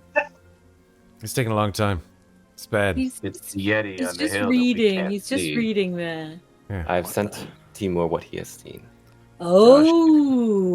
Ooh, secret sighting. Oh god. Secrets and lies and secrets and lies and secrets and lies. And fists. Fists and lies and fists and lies and fists and lies and secrets, fists and lies and fists and lies and fists and lies and secrets. Huh. Okay. I'm trying to look at Tally's face to see if she's gonna give away anything with her facial expression. I see consternation. Yeah, that's kind of like that's the default mode, so that doesn't help much. Shit. Tells me we're not alone here. I beg your It's pardon? almost done. Something's I here. almost thought. What do you mean something's here? What do you mean? Don't know exactly. Whoever it was. Think it could be lingering. I also almost thought you were gonna say we're not in Kansas anymore, Timur. I was gonna say, yeah. That would be a We all know wonderful that. movie if it hadn't, maybe not happened yet. It is a book, isn't it? I don't know That- what movie. What's a movie? What book is that? I don't know what you're talking about. I don't read books. Well, regardless though. Keep your eyes and your ears healed. The Wizard of Oz was published in 1900, everyone. I So don't- it exists. Don't read. I don't read. Well, actually, it was a very delightful book. Wonderfully helpful with Good my read. English. Good read. I like the wizard part. Okay. Sorry, Timur, did you see something? I did, yes. Would you like to tell the rest of the class what it is that you saw, please? I saw something. I Y- don't know exactly what it was. Could you give us a brief, if not perhaps less than brief, description of what it is that you saw? Was it an animal? Was it a bear? Was it a goat? Did it have white fur? I don't even know what that. I don't even know what that word even is. Anyways. Which uh, which word? White or fur? Which? sorry. I think one of the words Jonathan sent out. Oh. Oh. Yeah, I'm like. I thought that you were I- arguing really hard. I'm looking at for the. a second. I'm looking at the word, but it's like, what even is that? That's hilarious. Oh. Oh, Oh. Okay. No. Now you And got no, you Yeah, don't. yeah. You wouldn't have gotten color, I think. Okay. Just appeared more. 2 syllables. Sounds like. It's a film. Like an ape. You saw an Oh. ape. At least a shaped like one. Like Did it move Like a like an Sasquatch? ape or like a person? Hard to say. a gorilla. It darted off away Lovely. before I got more details. Well, after all, Yeah. we are in the valley of this eponymous white ape, so I would assume that we are now being stalked by one. Jonathan, what was the name for the creatures that the guide said earlier? I remember it started with an M. I just- Migu. Migu. Migu. The guides did say not to attract the attention of the Migu. I suggest we follow their lead and keep moving. Well, we've already attracted the attention of one, it seems, I would assume. It's staying away for now. Let's not entice it any further. Don't look at it. Just keep walking. And everyone, let's try to stay close. Yes. I don't see you. You don't see me.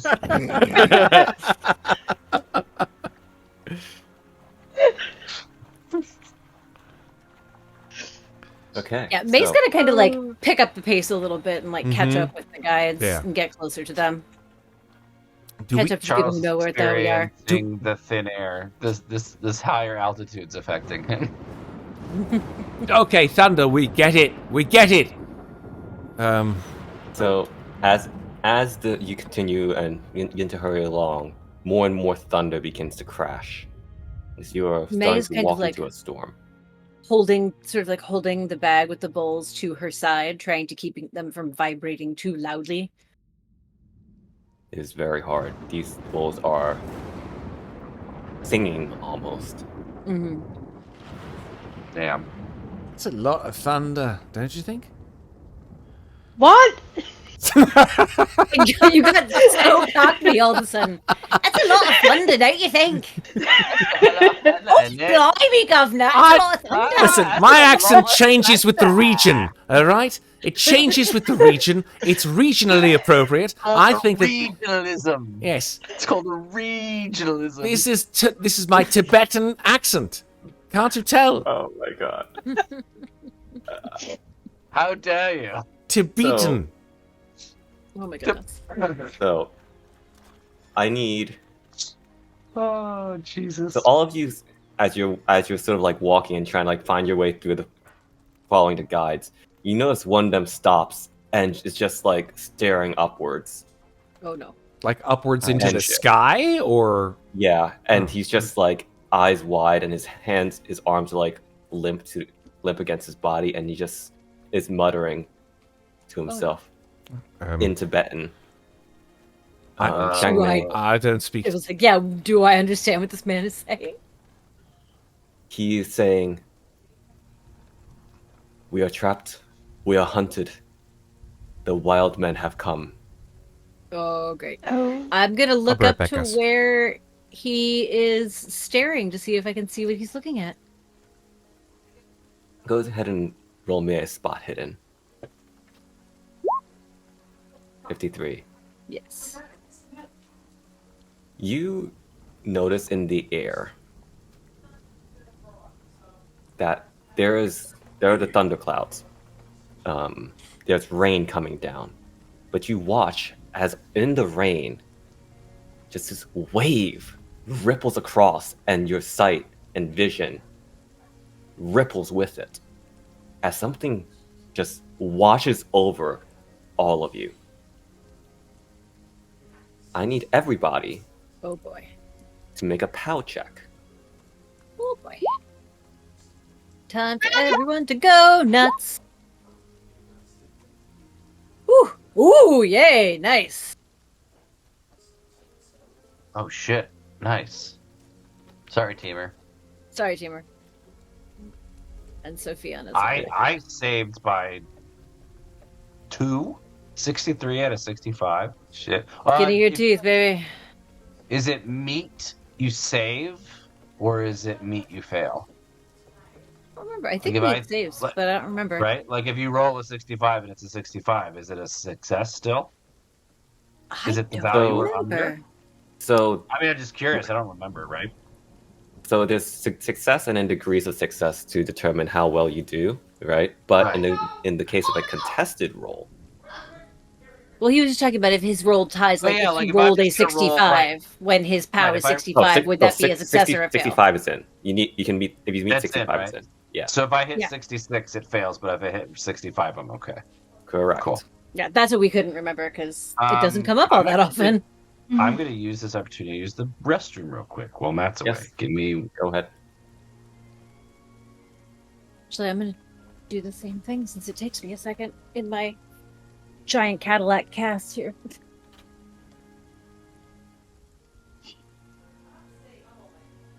How we doing?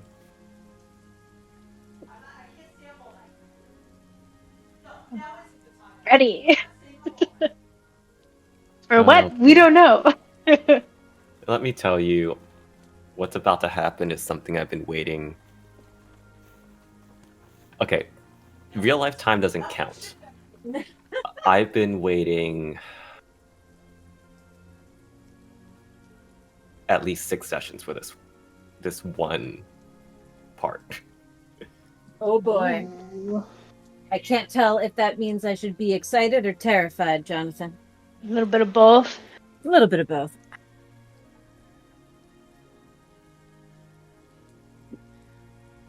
Hey, Sofian, welcome back. Is he back yet? Yes, Sofian is back. Chris is not. But you can get Sofian's roll. Yes. Hello, Sofian. Please make a POW check. Hey, sorry about that, folks. We're having a little bit of a minor emergency here, but nothing huge. Oh no. It's fine. Oh boy. Just sick kids. I'm- What are you gonna do? I was gonna say, I'm assuming it's kid related. It's kid related. What are you gonna do? I'll roll, yeah? Mm-hmm. Okay.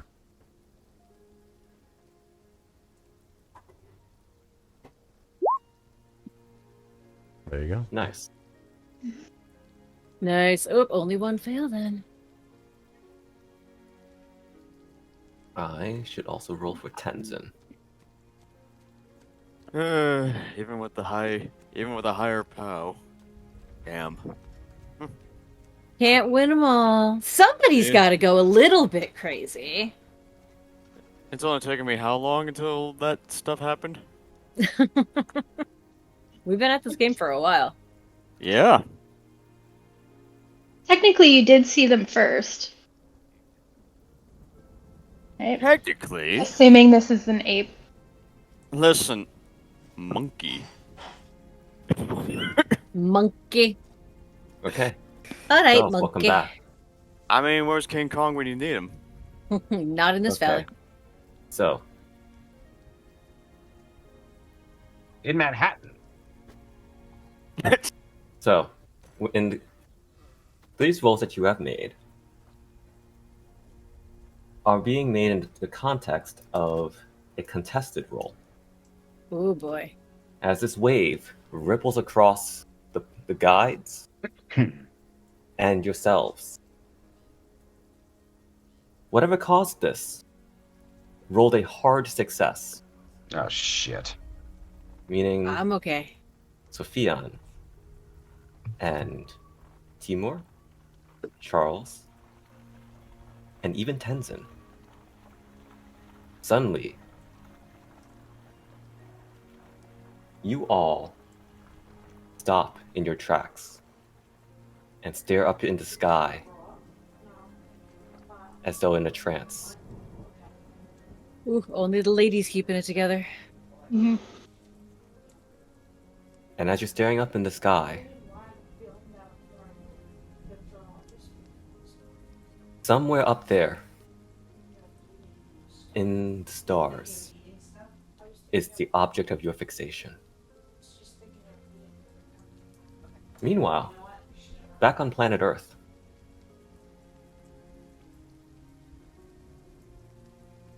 Chang Mei and Dr. Lockhart,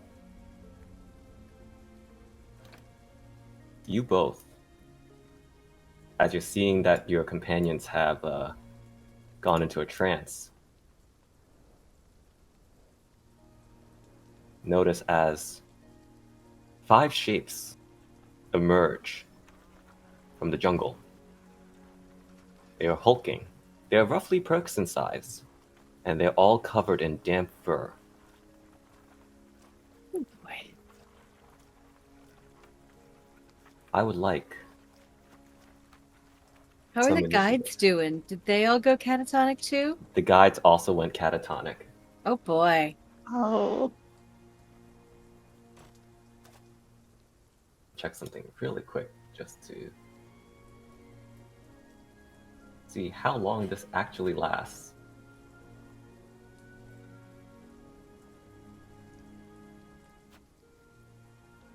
Okay, we'll do it live. So, how about I clear this out? We get some initiative. Oh boy. Catatonic cads or dazed dudes. Go ahead and put yourselves in the order as well, but we'll pass your turn. Something will happen on your turn that is relevant.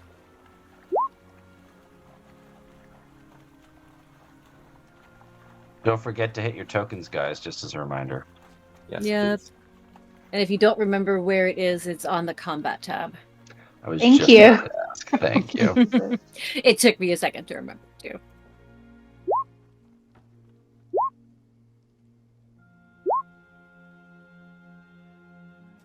I'm definitely dazed and confused.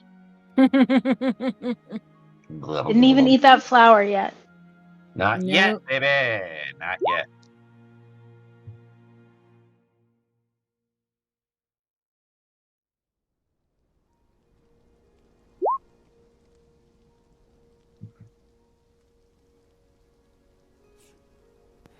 Shitting me. I just And- lost my headphone connection. Give me a second.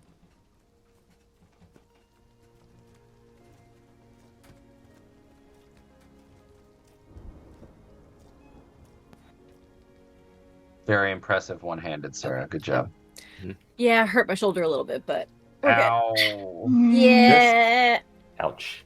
This But is I'm what back. you see emerging from the jungle. Oh dear God. Oh, hell boy. no. Ugh. Oh, hell no. Okay, It looks like one of alright. those monkeys that goes in the hot springs. Oh, that's crazy. Oh boy. Oh boy. Mm-hmm. Oh, Also known as the Yeti.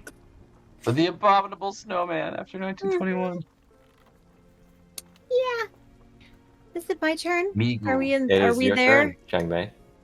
All right. All right, Seeing these guys emerge and knowing that they're in the Valley of the White Ape and the guides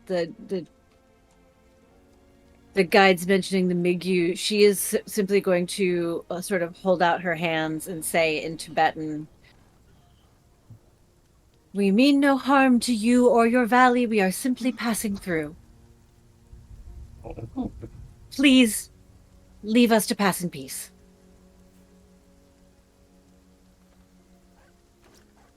Anything? Roll a charisma. No, just kidding. Go ahead and roll. Yeah, go ahead and roll me charm or persuade. Persuade it is. Yes, yes. Extreme come success, on. baby. You speak monkey too? Let's I am a go. linguist, guys. Monkey. You know what? Sure. Okay. As you say this one right here unnervingly raises its hand and points the finger at your backpack and just goes, "Urgh." Oh boy, which of the many artifacts in my bag does he want? A little advice would be really helpful. Anyone? We kind of need everything that's in my bag. Bag.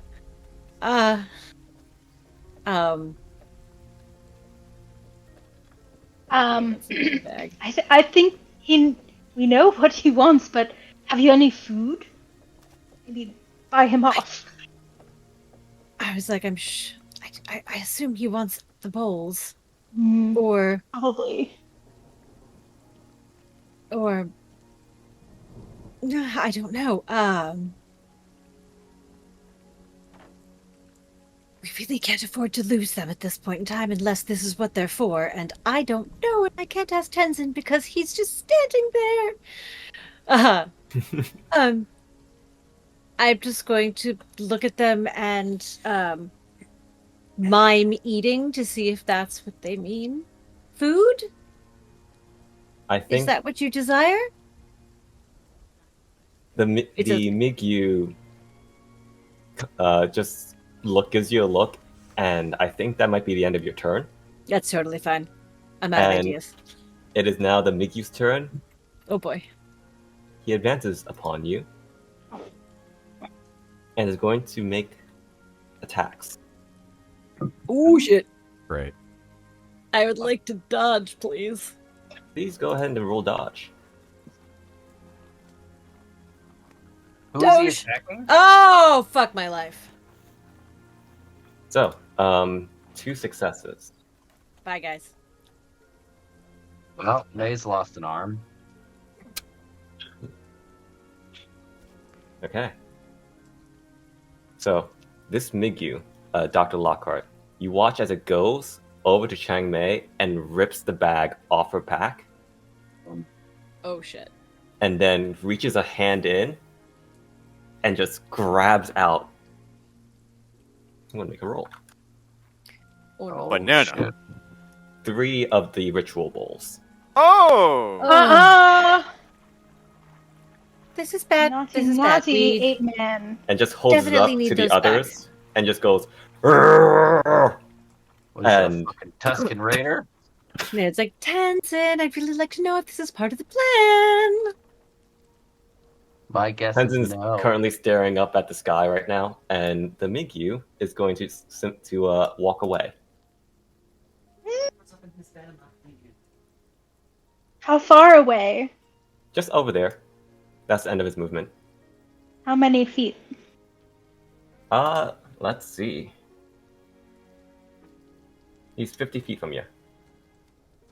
So your movement is how many squares? Shoot! Okay, so Migyu here is going to advance. I only see one Migyu on the screen. Do I need to reload my Roll20? I only see one as well. Yeah. I only see one as well. Next to Timur. Is there a map you need to drag us to? Yeah. Oh, Got it shit. on? I'm so sorry. I was wondering.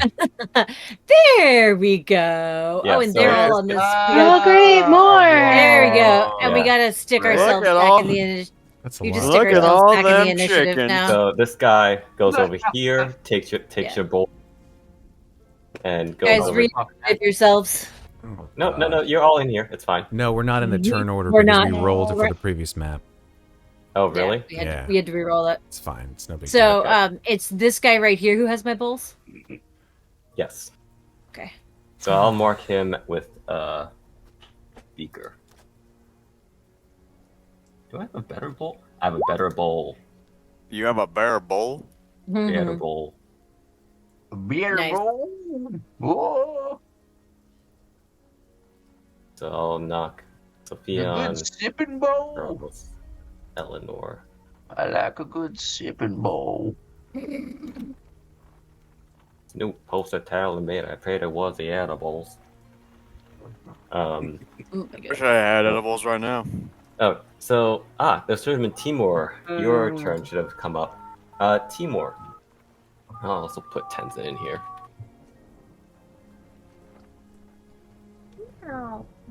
Am I still in the trance or no? Yeah, I think You're we all are. Yes. You're still We in the all trance. are. So We're Timur, still while this dazed is all and confused, happening, my man. all this is all happening, you have sent visions of traveling to stars, zooming past blackness, your screams echoing out into nothingness, Oh, this is a scene out of freaking Doctor Strange. your mind not even your own. You are you're prisoner in your own body, and even your mind, there's something else in there.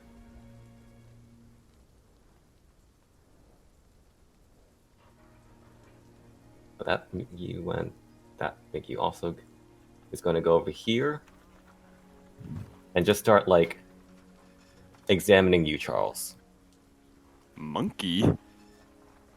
and is going to pick you up. Oh! Jesus. I'm dazed. I can't do anything. There's Oh, nothing. now what do I do? Mickey number 2. To go do a rescue mission, Eleanor. This is gonna happen. This Hugs is and the shit. bowls. I love this. Is going to grab Tenzin. Oh no. Charles. That's good. Charles, Can I do anything? give me 1 second. I am checking what something is. Yeah. specifically Is there like a, is there a wisdom save equivalent for getting out of my daze or something? I'm going to say, let me roll something. Okay. So We could. this is. we could I'm do going a to say that test this roll. this Yeah, you know what? Timur. It had just been your turn. Yes. Give me a POW check. Oh, cool. Guys, Okay, I gotta go okay. quickly AFK. Sorry, folks. Be right back. You're great, Matt. Hey! You begin to shake it off. Charles, you get Same vision. thing? Okay. Hang on. Go ahead. You get visions of this of Yes. drinking this honey-like mead, and it numbs you to the vacuum of space.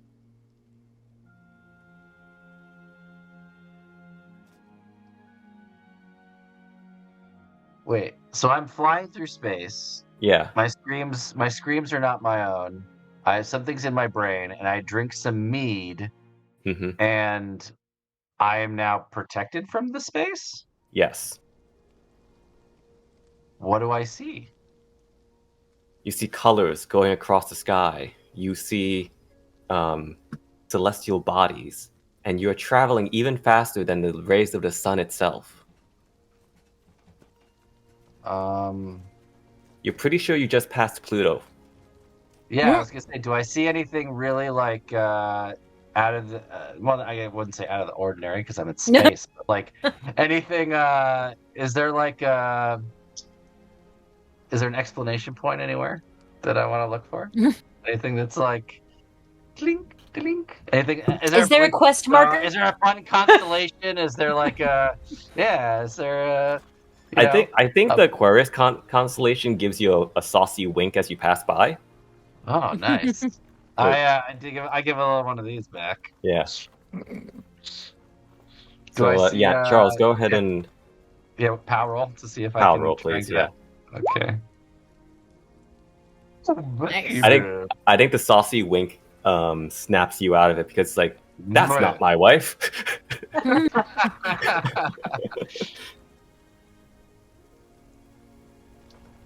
Okay, next would be Sofian. So am I not dazed anymore? You're no longer dazed, and you're currently over the shoulder of a Migu. But I can't do anything because that was kind of like my action, basically. Yes, for the that was your turn, turn. right? Okay. I'm just gonna grab a sweatshirt real quick, guys. Hold on a second.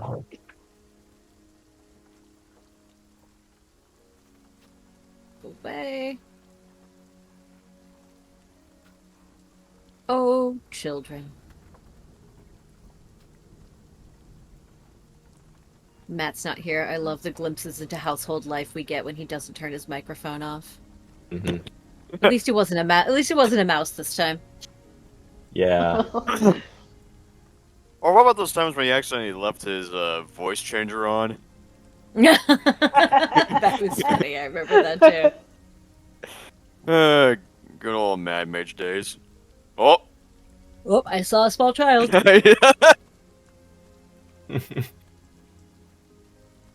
The things I heard were sick kid, something about throwing up. I was going to eat a cupcake, and if he throws up in his bed, I'm not cleaning it up. A cupcake?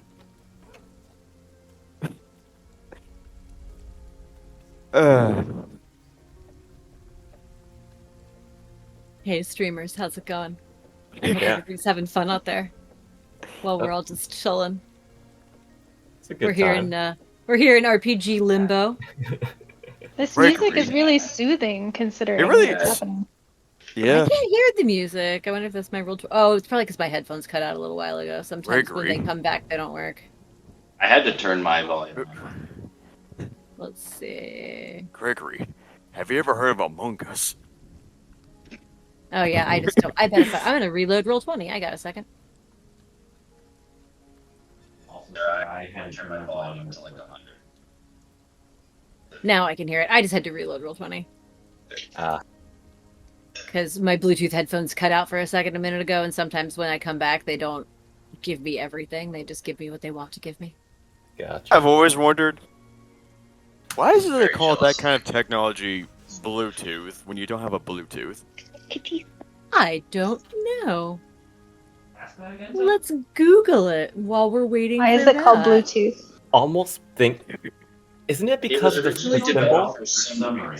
Because the Because of symbol what? is like a rune, right? Is it? Yes. Yeah, Ah, like a cool. Nordic rune or something. The name. Oh wait, that just says okay. All right, this is just talking about a Danish king, King Harald Bluetooth Gormson. Oh, is he in Vikings? Okay, here we go.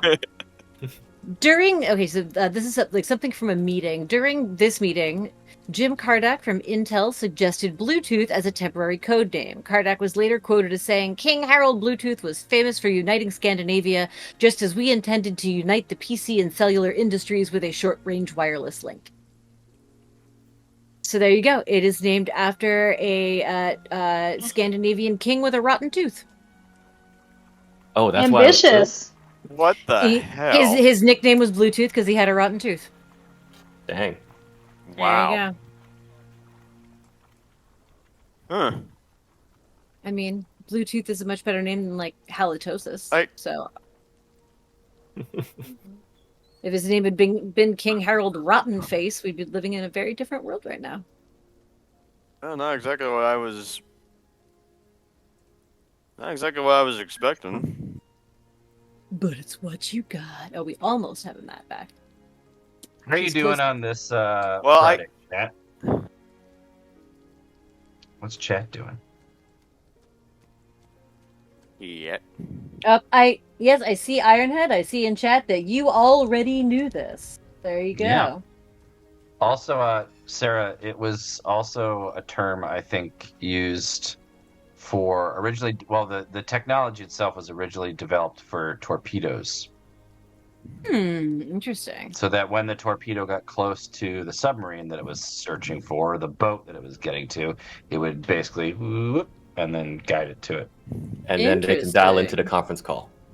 That's right. Yeah, exactly. And then you get that Teams message, that lovely Yeah. Teams sound that calls you. Mhm. There you go. Sound that I want to die to every time I hear it. God. Anyway, Sophia, Hey, at least we're switching to Google. art thou back? Welcome back, Matt. Yes, I'm back. Welcome Sorry. back. All good, all good. Currently, Sofian, you are staring up in the sky as you Mhm. are mentally rocketing through space. What a strange trip it's been. Yeah. You see constellations, you see galaxies, you see, like, you're pretty sure you passed Pluto at some point. Yeah, and you just Passative's like, not a planet. How dare you? The disrespect. Always And, a like, planet to me. you find yourself in your mind reaching for this vessel in like this strange shape that has this like honey-like mead that once you drink it, it suddenly massages your mind and body to the rigors of the vacuum of space. Now, Sophia, I would like you to make a POW check to see if you can break out of this trance. Okay. Come on, For yeah. success, you do shake it off. As you don't drink. So being a teetotaler saved the day. Nice. Welcome back, Matt. And You and now I both currently, came out at the same time. you see Charles coming to with after he's been tossed over the shoulder of a Migu. Tenzin, in a trance, also tossed over his shoulder.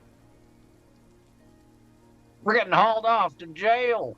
And Did you Chang put Mei's Tenzin back on the pack- turn order? Oh yeah, he's in there. Oh, you did. Okay. Is he? Okay. I have him in there anyway. Oh, he Yeah. got skipped, so I don't think he didn't get his chance to make his POW check because he would have been before Charles. Bleep. He starts like blinking like, "Huh, what is this? I feel like I am upon a cloud.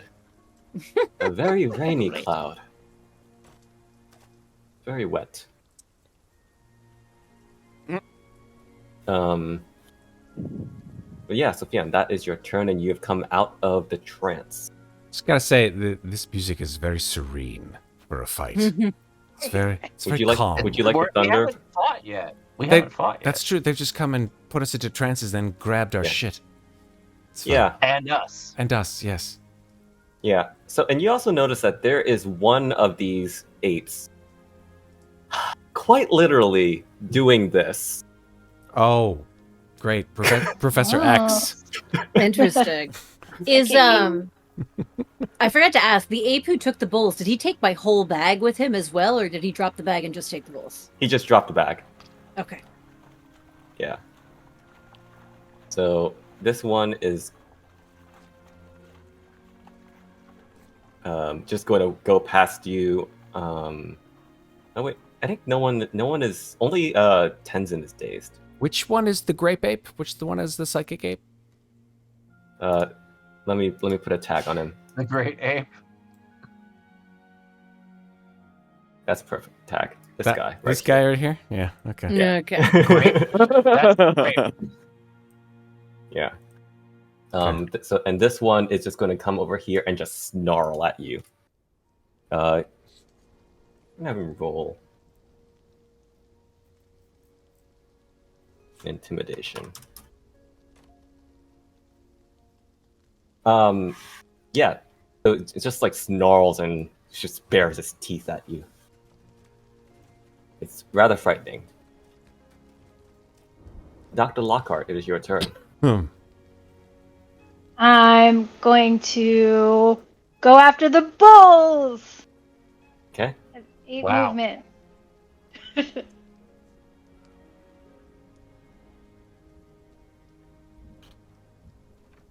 After everything Um, Charles said about, rekindling our relationship. Next time, say it out loud. No, as I pass Charles, I'm gonna be like, Charles, I'll come. You've got this. Got to get the bulls. And I'm going to try to use the whip to get the bulls out of the ape's grasp. Okay. Nice. Ooh. Migu number 5 will attempt to. Do we have a whip sound? We need one. Hang on. I have one. I have one for reasons. Dear. Oh my. For reasons. Reasons. Yeah, whoever, if you're on the Discord, you may have seen this post at some point where I talked about a D&D cowboy game where instead of herding cattle, you herd zombies. Oh my goodness. Awesome. It's very funny. Love it. So in order to get paid, you have to find zombies, kill them, they put themselves back together, and have to make sure they get to the next location. Oh my god. It's hilarious. Anyway, here's a whip crack. Nice. Nice. Pretty accurate We- whip crack. We I had didn't write a paladin who smited on a whip crack. Oh, nice. Yeah. So it's going to attempt. If you want to block, it's a counter roll, right? I believe. It would probably be a dodge, I would think.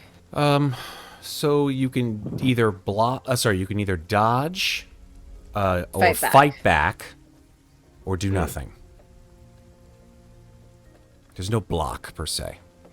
Okay.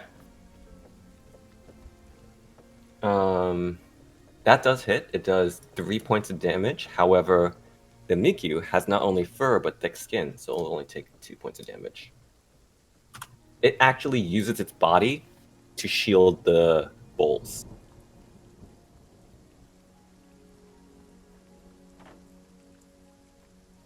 Okay.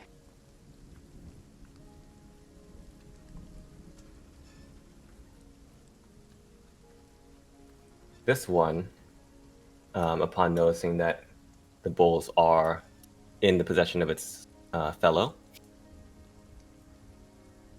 is going to run up to. I think you have enough. What's number 1?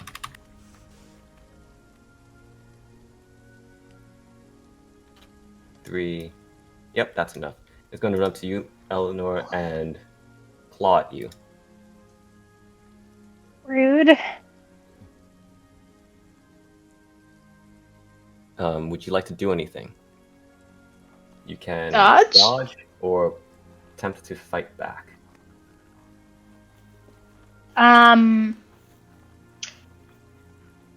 Fight back? Yes. Okay. Go for it. Go ahead and roll brawl, I think. Is brawl? Mhm. Ooh. So Push it. this claw, if you I don't know if you can push. Oh, that's right. There's No, no I keep pushing forgetting. it backwards. Sorry, I get all my systems mixed up. It's Also a lot. alien. Mm-hmm. It's yeah, I know. So this claw comes wiping over, you dodge and you crack the whip on the ground and it misses the ape. However, I'm so sorry. Its hand comes from your blind spot and hits you. It rolled a critical no. success. Ugh. Oh, What does that mean? balls. Means a lot of damage. It is a lot of damage. I need to read some rules real quick. Oh no. Oh no. That doesn't sound good. Eleanor's dead. Jesus. I mean, it can happen. How much health do you have, Eleanor? And Did I ask the wrong question? Oh dear. It did 10 points of damage. Oh my Oh. god. I might be able to heal her, you guys. Well, how Okay. much health did Eleanor have to start? I had full health, Which is how and much? I had 10 10. HP. Oh, So am I no. deceased now? No, so first, I think you're unconscious. You're unconscious. you're unconscious. Yeah. Make Okay. Let me check the rules on this because I think if I'm you pretty sure it's- do... I think it's unconscious and a major wound, but I could be mistaken. You But- definitely get a major wound. 5 is a major. yeah. wound. Yeah. There's a what's it called, Jonathan, in the main core rule book. That's Oh, a no. it's a You might flow be- chart that tells you what happens, like how damage works.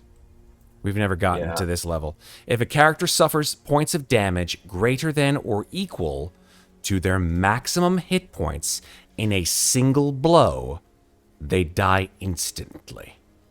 Oh shit. Oh, that's so tragic. is that really the rule? That is the rule as of the Oh this. my. That is the rule in Call of Cthulhu, as per the wiki.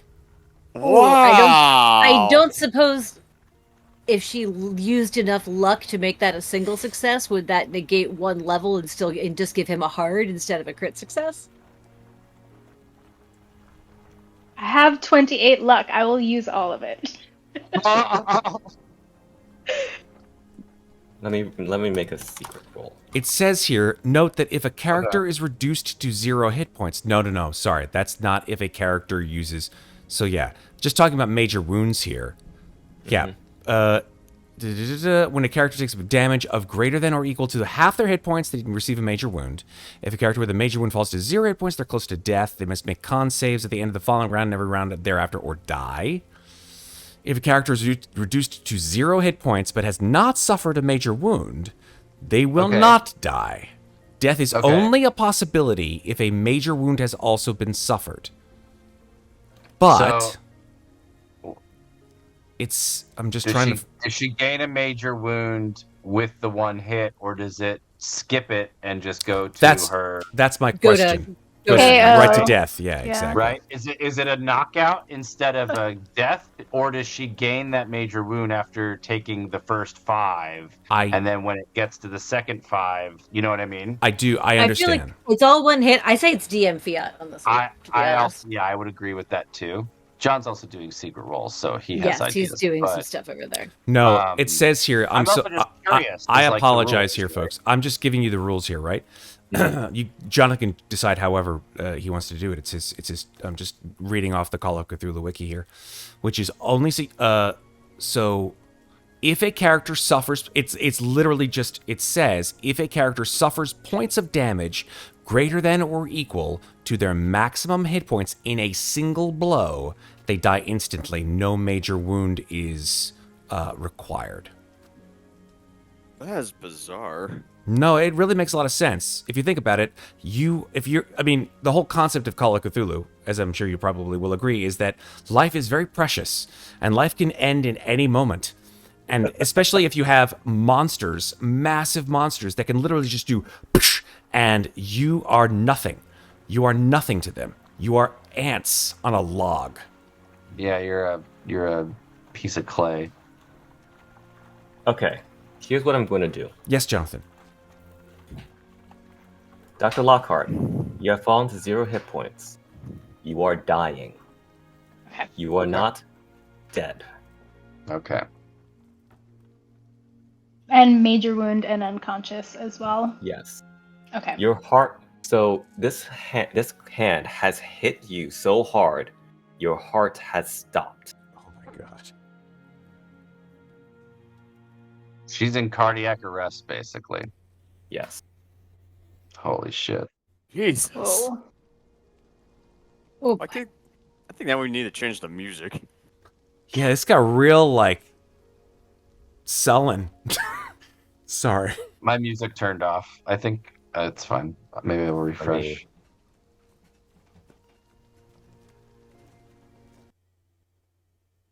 Where's my That's probably fine. My music also turned off, so I don't even know which one this is. So here's what Decay. happened. That sounds dark. Yeah, this is creepy as fuck. Yeah. At the top of the round, Timur, you see your friend Dr. Lockhart falling to the ground, not moving from this one swipe from this massive ape. And you see this ape looking at Dr. Lockhart's body, reach down and grab her by the ankle to take her as well. Oh, good God.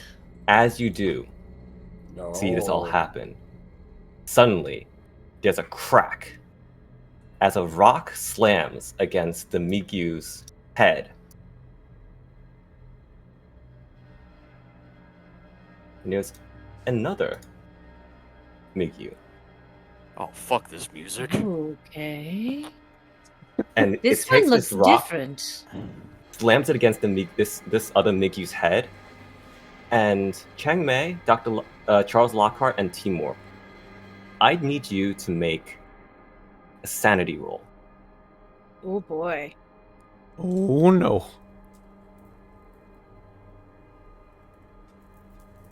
I think you all succeed. Because you all managed to keep it together somehow. As the rock tears away some of the skin on the head of this ape, and you see instead it was just shoddily placed fur to cover up a glass dome with a brain inside. What the fuck? What? What is that? Robot monkeys. I'm going to add this new Migyu. We're definitely not in Kansas anymore, Timur. This new one might be on our Return over. side. Where is Kansas? America. What? So does this older guy Mojo Jojo?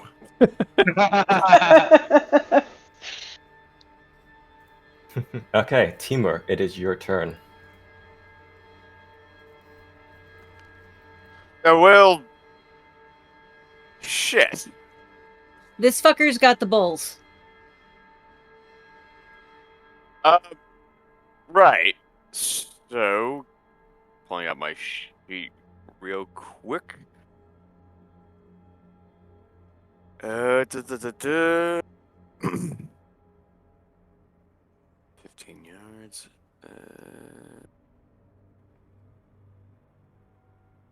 Okay, so you know what? I think I'm gonna do a little something different than I usually do. I'm pulling out my Mauser pistol, and seeing as this particular monkey's carrying the bowls, I'm actually gonna aim for the hand that's grasping onto the said bowls and try to aim first, then shoot. Okay. Yeah, try to make him drop it. Sure. I don't quite remember like how. I think, if I recall correctly, you aim on one turn and then shoot on the next turn.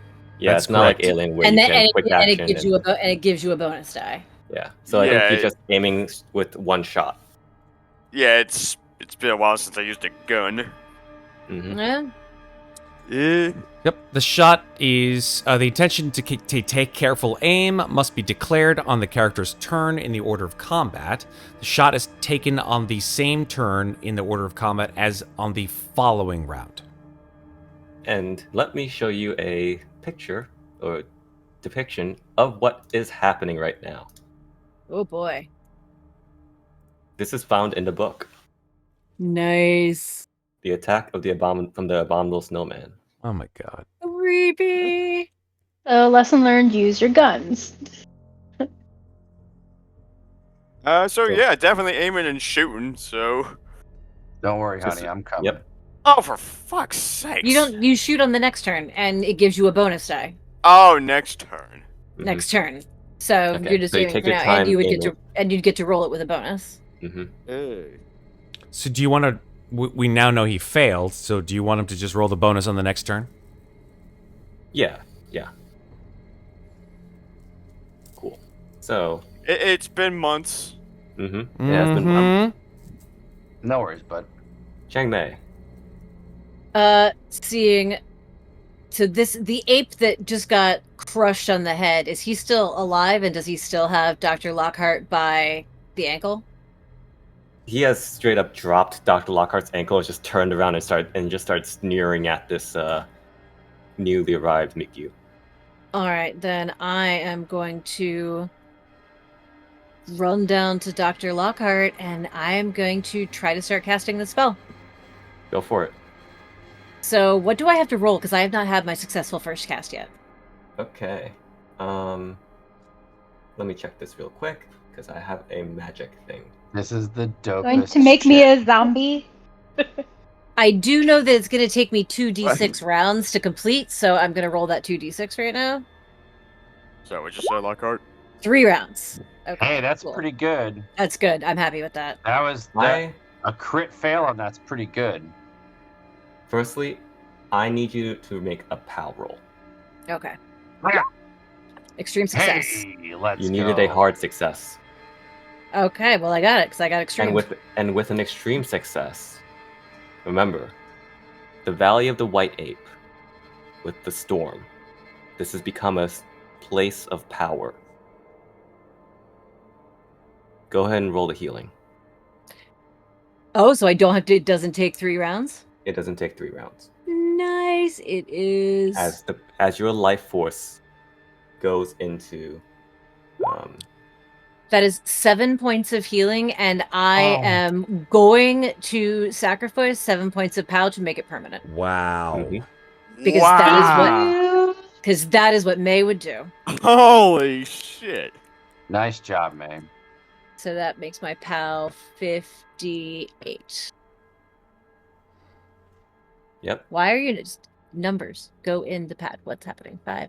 So, 8. Dr. Lockhart, you just felt your heart stop and the world suddenly fade, and then slowly fade and in the rain, and then hands, warm hands, press onto your chest, and suddenly you breathe in again. Your heart is beating, pumping necessary blood back through your body. For a moment in time, you were clinically dead. And see her eyes open up, May just lets out like a huge breath and just kind of puts her arm around her and looks up at these Migu and says, "We said we meant you no harm." The Migu are no longer looking at you. Good. Fuck them. As this one, and that is the end of my turn.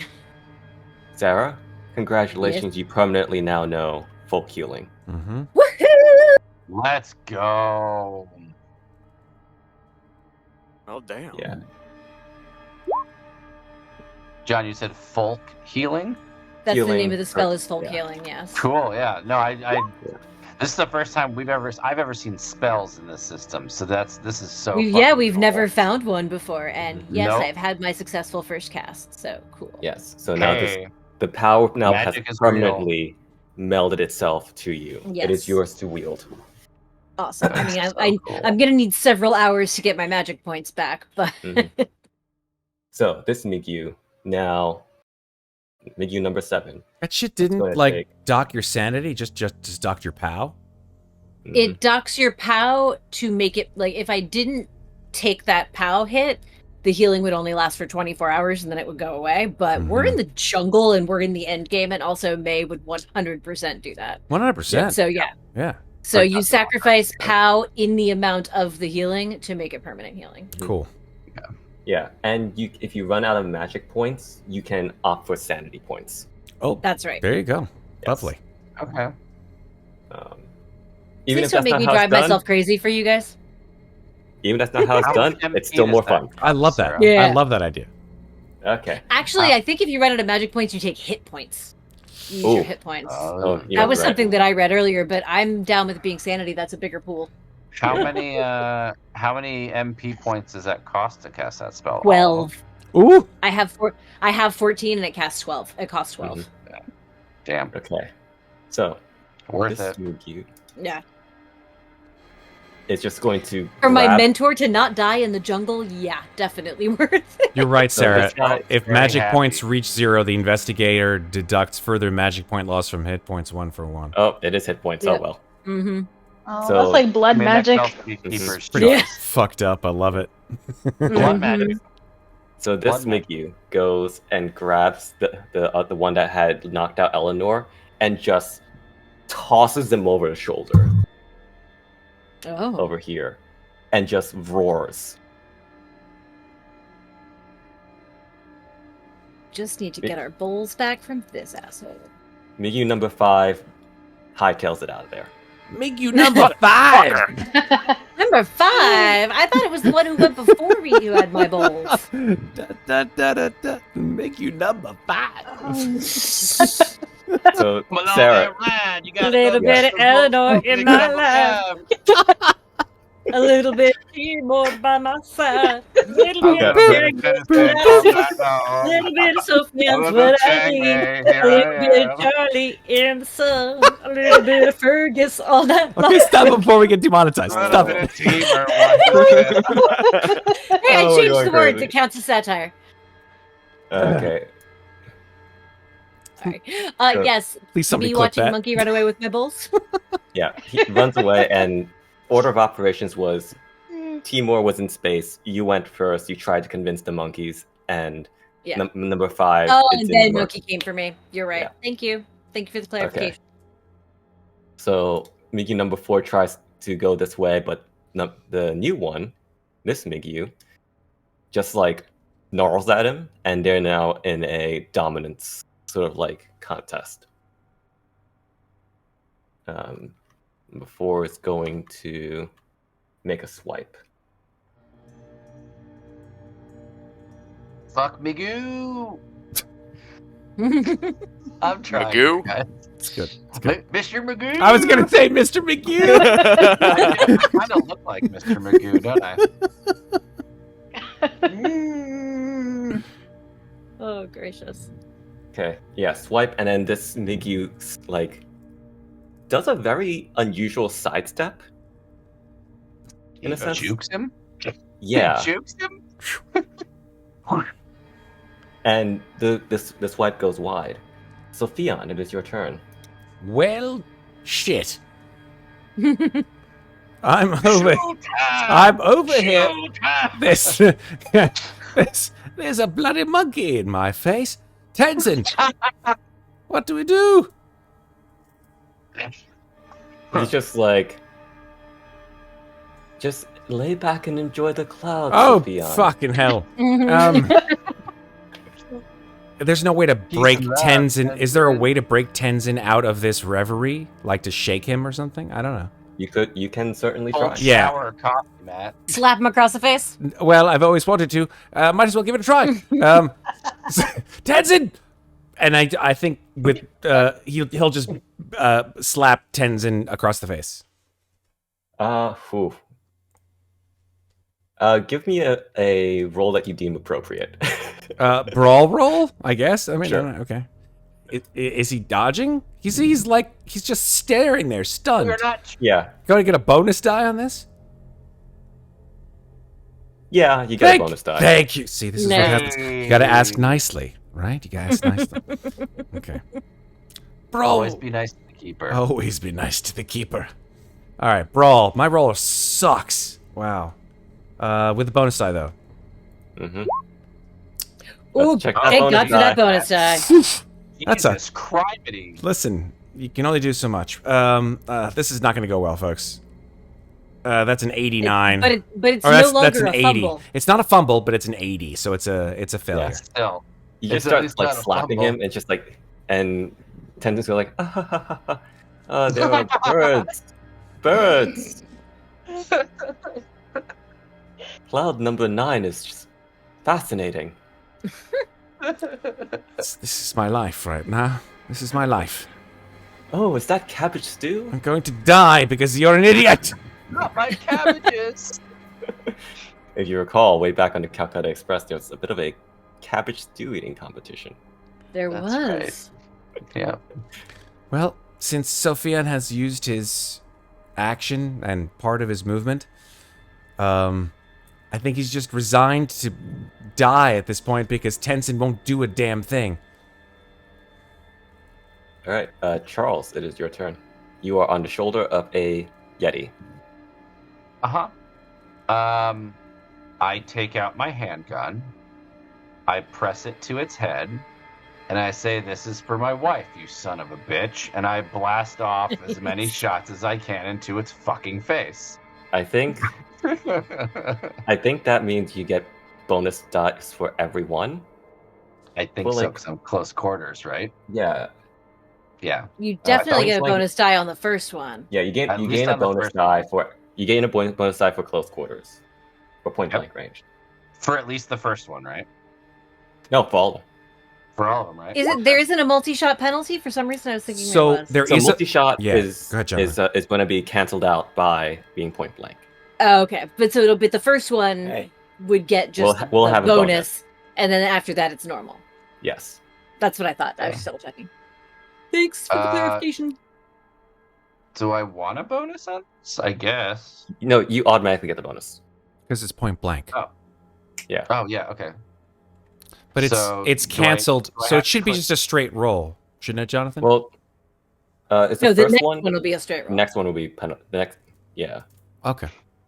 So this So one do will I get the get bonus die, but he bonus on doesn't this one? need it because you're not going to do any better than 9, so you technically don't have to roll it if you don't want to, I would say. Oh yeah, true. Can I That's fine. save it for the next one? You have it. Oh, great. Okay. You have it on the next one, but the next one's a straight roll because Straight Of roll, second and shot. then how many shots do you get off with the handgun? I think it's usually 3 shots. It yeah, I tells think you it's in the 3. it tells you in the gun Okay. profile.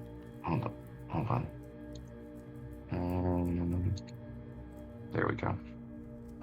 If firing more than one shot round, all rolls are made with 1 pound. 3 shots. You get 3 shots. So Three roll shots. one more time. nice. Charles Lockhart. True extremes. Charles Lockhart. How do you want Ooh, to a do hard this? and an Noise. extreme. Damn. Noise. Oh yeah, that's a fuck ton of damage Oh. between those two. So Charles, after seeing his wife drop face down, like what's that soccer player? Like Christian Eriksen, just basically flopping on his face on the pitch. He blindly just takes out his gun, goes, just spins it, shoves it in its ear, basically, and just goes pop, pop, pop, pop, pop. He gets covered in whatever viscera as comes out. As the rain is pouring and the creature falls forward, he rolls off its shoulder and moves towards the next one. Okay. This one over here. Great. That's the psychic one. hmm Yep. That's the one that did the damage to Eleanor. It's dead. So Good. this Migyu is simply going to run off of Tenzin. Oh Oh, fuck. God. Yep, I said, well, I thought it was going to be Ocean's 2. Now at least it's going to be Ocean's 5. Tenzin is going to attempt to make a PAL check. Come on, dude. You're like a freaking like magic user for God's sake. Exactly. That's where all his power went. I rolled a 97 on the first turn and a 96 on the second turn. Fuck you, Tenzin. The hell? And He really likes being high, guys. I mean, he has been in a I cave mean, he for was like high 1,000 probably years. for like a millennia. This is probably how he survived.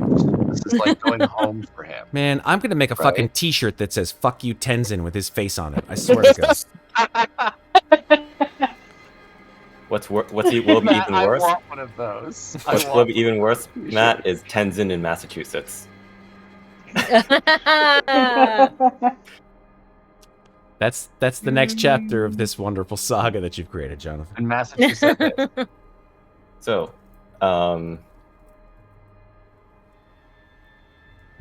Sofian, Yes. quickly, with this Migyu,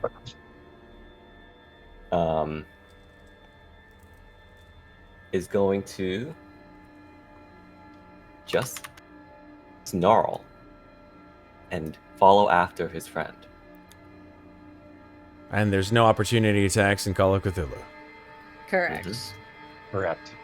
Dr. Lockhart, mud on your face. Big disgrace. Kicking You are your hurting, can all but over the you- place. You have been hit harder than you have ever been hit in your life, but you are alive. And Chang Mei, you see that she is kneeling beside you, her hands still faintly glowing. I'm going to spontaneously give her a big hug. I will hug her back. And say, thank you. I don't know how you did that. That was amazing. I'll tell you And sometime. then stand up and May sort of points to the newcomer and says, "That one's our friend. Feel free to kill the others." oh, I will. I get out my shotgun and I aim it at the one that Okay. got me. And I'm going to shoot twice. Nice. Nice, that hits. And then do I get a penalty on the second one though? Yeah. Yes, unfortunately. Oh, So- so close to me. But you could So make close. it with 3 luck. Yes, let's do it. Oh. Vengeance. So, hang on. Okay. Before you do that, Yes. that Migyu had only 7 hit points. Oh, so the Oh, 11 okay. just blasted it. Great. 11 got it. Great. The 11 got it. Nice. Yeah, I will save you the luck. Screw you, you psychic Um, bastard. Alice, babe. So with your Tell us shotgun about that. shot, how do you want to do this? Yeah! Lockhart. Um. Dropping people.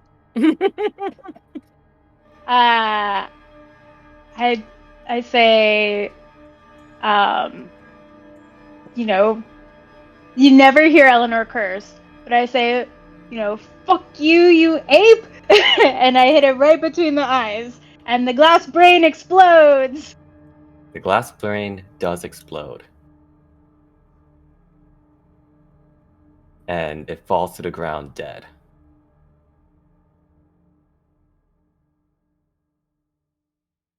With And I that, kind of collapse to the ground. with 2 Migyu dead, the others off into the jungle. Does Tenzin wake up now that Psychic Migyu is dead? Right, I was just about to ask. No. Oh, Yeah. fuck. Fuck you, Tenzin! So, here, a couple things happen.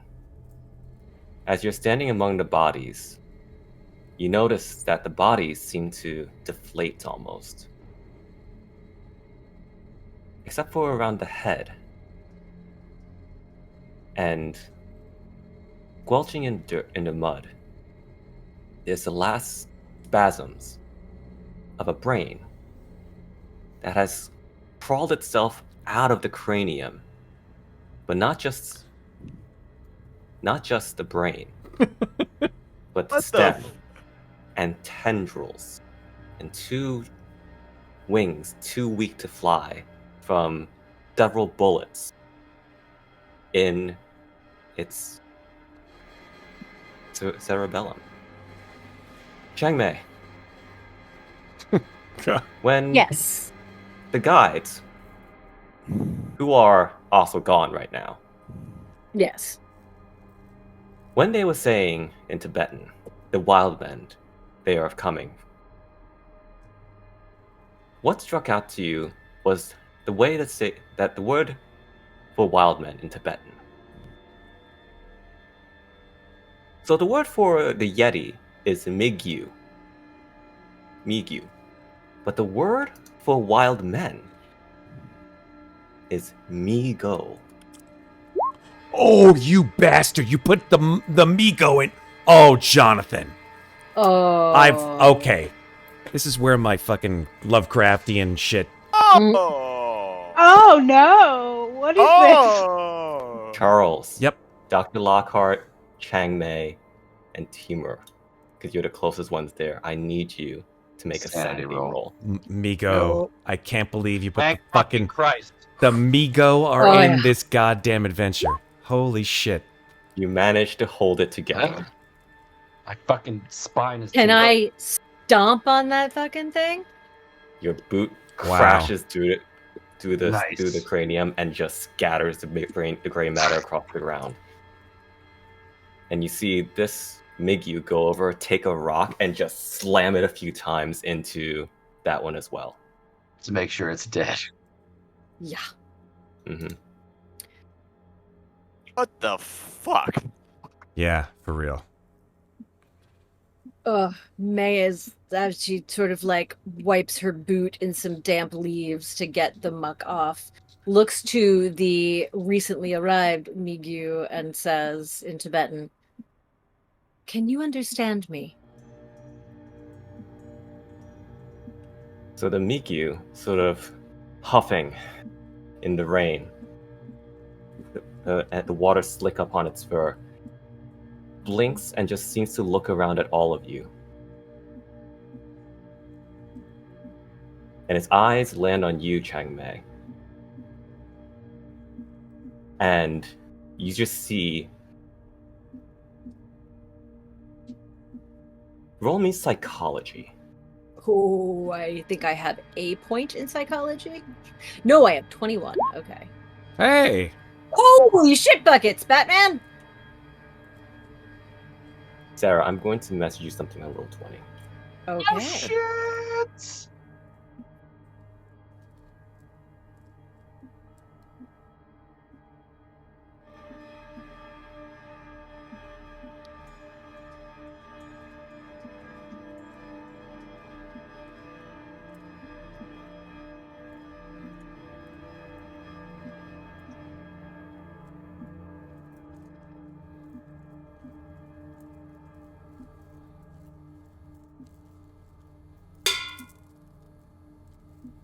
Ooh, that.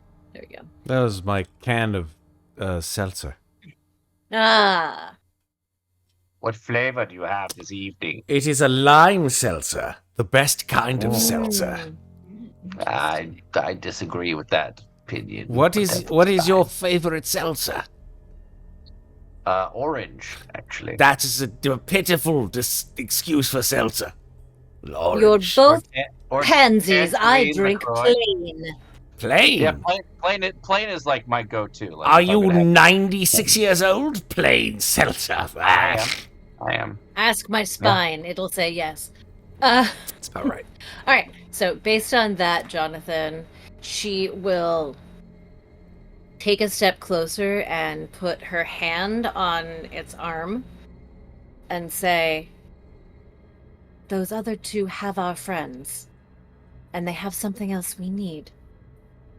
We need to follow them. Where would they go? Can you show us?"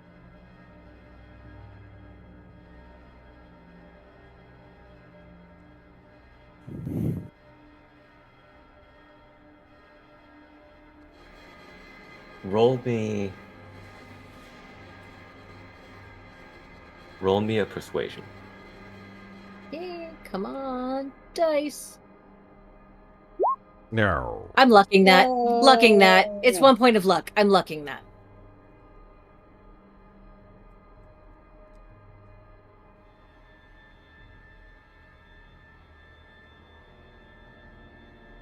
So 1 point of luck to Okay. make that a regular success. The Migyu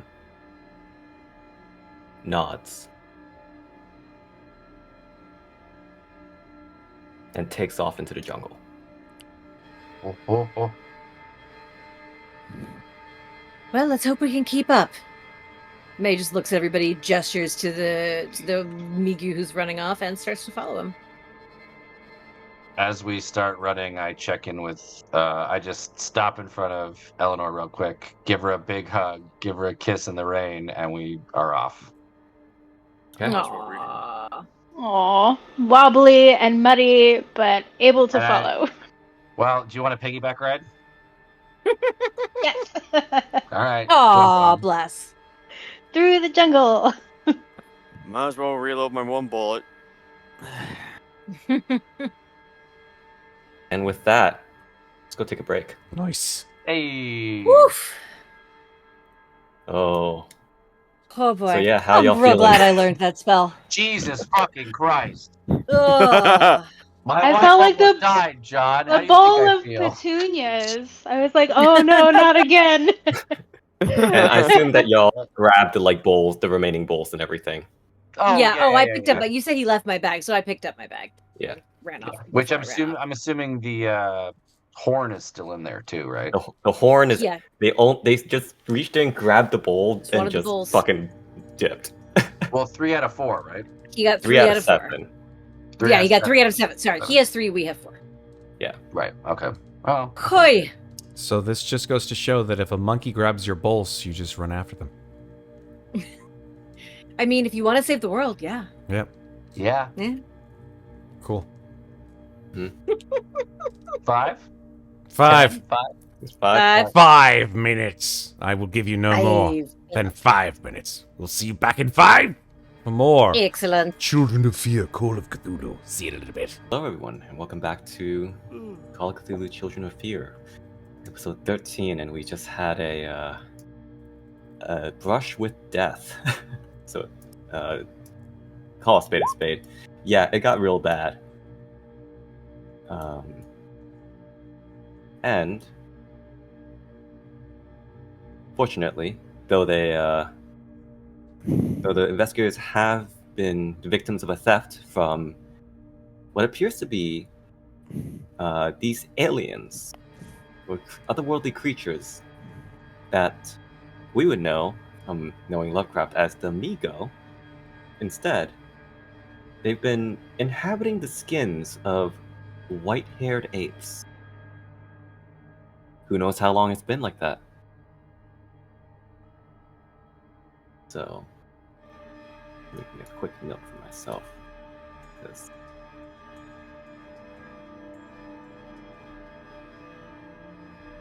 all right. Fucking monkey aliens. You damn dirty apes. I mean, technically, Blew it up. humans are monkey aliens from another person's perspective. Just FYI. Or according to Battlestar Galactica. But, That's right. You know. That's right. Mm-hmm. Hey, I'm part Cylon according to Battlestar Galactica. Okay, and so during this combat encounter, you noticed that you were helped by this other Migu, who seemed to be at least against the Migos.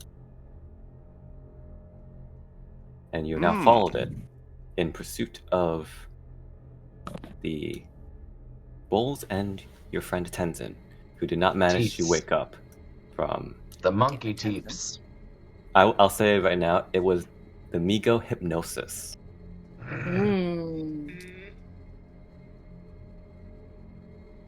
So, as you are chasing after this white-haired ape,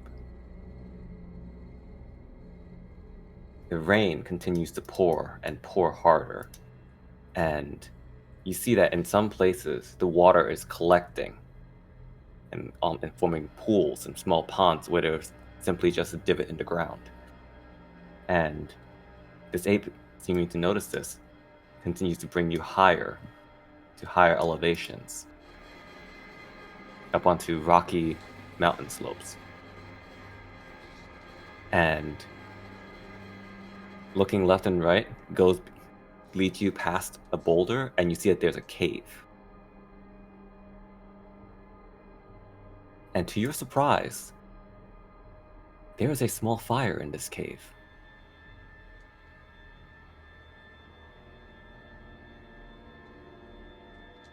Do we see any living beings around said fire, or any sign that Tenzin was brought this way?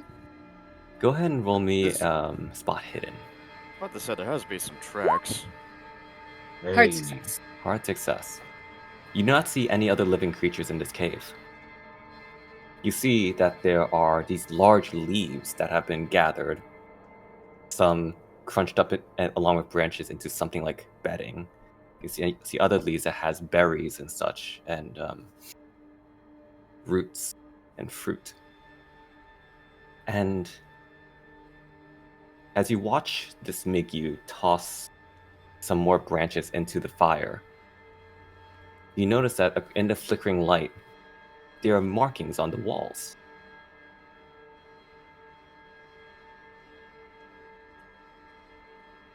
Do we recognize the markings? Yeah, can we read any of I was it? gonna say I'll point May would point them out to Dr. Lockhart and say, "Look, Dr. Lockhart, you do not recognize any. You cannot read these. Okay. Charles Lockhart, you also cannot read these. Yeah, I didn't think so. can Chang Mei. I?" You can read a little. Ooh, Timur, you can read more. it's Ooh. Russian. Damn dirty communist assuming- apes. I'm assuming. It's a red Just ape, not the excuse white me? ape. I am assuming it's Russian then. Mm-hmm. Can I? What does it say in Russian? Okay. Timur, I'm going to message you this in Discord because I can't type it all in Go. in. Oh, it's long apparently. Oh, Where are you? It says, defend the proletariat. Rise up and kill the oppressor. And this is when we learn Oh. the communists are actually aliens. The Roman Soviet Russia. It was so well on our Soviet planet, Russia, but it you bring it are to you. alien. You do not listen. Oh my god. In Soviet Russia, alien kill you. No. In Soviet Russia, Migyu. There we go. Oh. In Soviet Russia, Cthulhu. Cthulhu and Migyu. Cthulhu. Cthulhu, Migyu. You. What is even happening? You.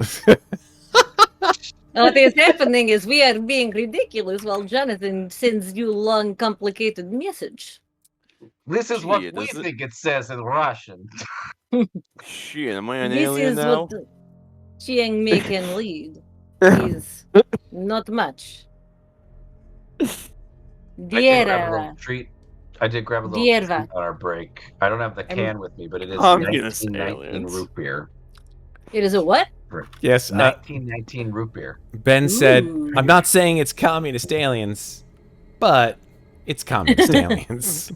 This is the origins of Might the UPP. Now it all makes sense. Communist alien. Oh my god, that my weird uncle who lives in his mom's basement was right. So you're Wait. saying that the pyramids all around the world are the same because of communist Okay, aliens. in all seriousness, Jonathan, if these guys are in fact like communists, I'm going to say that the writers did not do a very good job. Well, I found out what it says. What is it? Sorry, accent. What does it say? Pack that proud have it yet. What does it say Let's then, Dima? see. I'm a man, not a beast. I was taken, forced to serve, and freely by my own hand. I am a man, not a beast. My mind phrased by the day. I must hold on to what I have. I am a man, not a beast. I long to see them again. I cannot bear for them to see me. I'm a man, not a beast. I am a man, not a beast. I am a man, not a beast.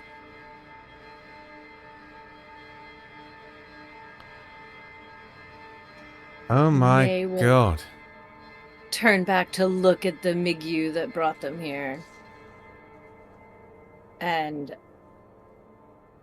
put a hand on his arm and say in Russian, "I'm sorry."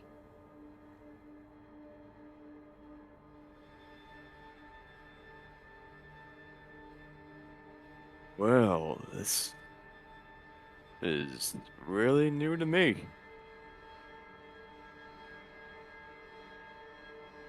She will switch back to Tibetan just because she knows more of it than she does Russian, and say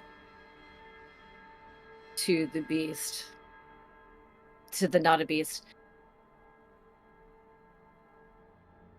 "The things that took our friend, are they what took you?" The beast who has brought over what looks like these like somewhat bowls as fashioned out of bone of like rainwater essentially, and has brought it over and like some fruits. Just solemnly nods.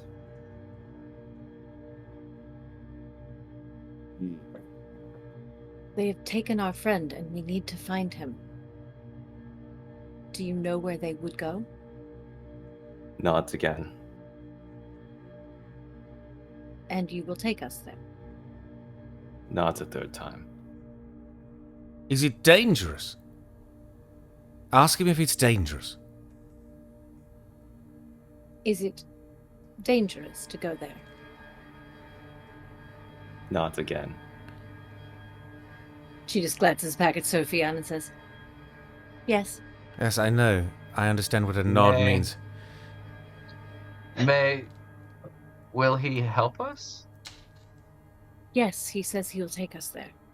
Yes, but will he help us like he did in the jungle? She turns to him and says, "Will you fight with us if we need you to?" At this, the Migyu looks at you, looks at all of you, looks back at you, Chang Mei, picks up a rock, and writes in Russian,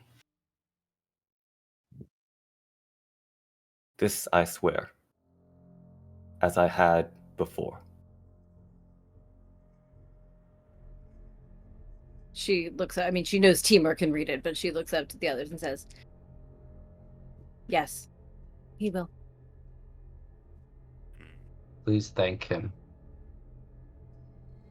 And she will look to him again and say, "Thank you." And she will give him a hug. She feels like he hasn't had a hug in a very long time. You give the Migyu a hug? Mm-hmm. You watch as this white-haired ape is stunned and openly begins to weep. Aww. She's just gonna hug him and, like, pet the back of his head. This is a As song. you pat the back of his head, you feel the gaps in the skin and the hard cranium, the hard glass that you saw from the ones that attacked you. Poor thing. I don't understand. Is he like them, or is he... I think it's safe to assume he's like them, but fighting to maintain his humanity. I agree. Maybe he had... She sort of, like, gestures towards the writing on the wall and says, maybe he had more to hold on to. Unfinished business. Strong will and a kind heart.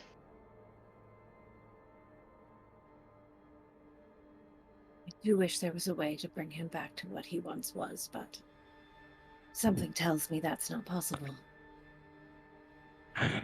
Well, we can for damn sure make sure that no one else ends up like him. Yes. Especially Tenzin, who I would assume is next on the list. Yes. Agreed. So- And she will turn back to the Migyu and say, "Is it far to this place where they are?" The Mickey seems to consider this and just goes like, Okay. and there's crazy things that you notice. The Mickey has a perfectly healthy, like, looks perfectly like healthy, but seems to like favor its right hand and use primarily its left. Fucking Demian. Wait, please roll No. me a sanity check. No. Wait a minute, what?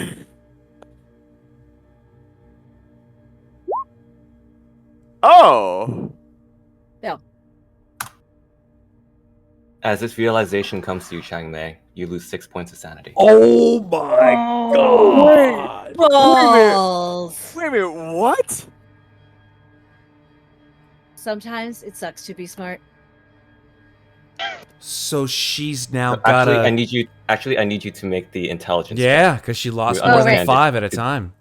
All right, give me a Yes. second because I'm doing the math right now. Fuck. you- Okay. Brings you down to 56. Yes, and intelligence check. Oh god, and I want to fail this one, don't I? Yeah. Mhm.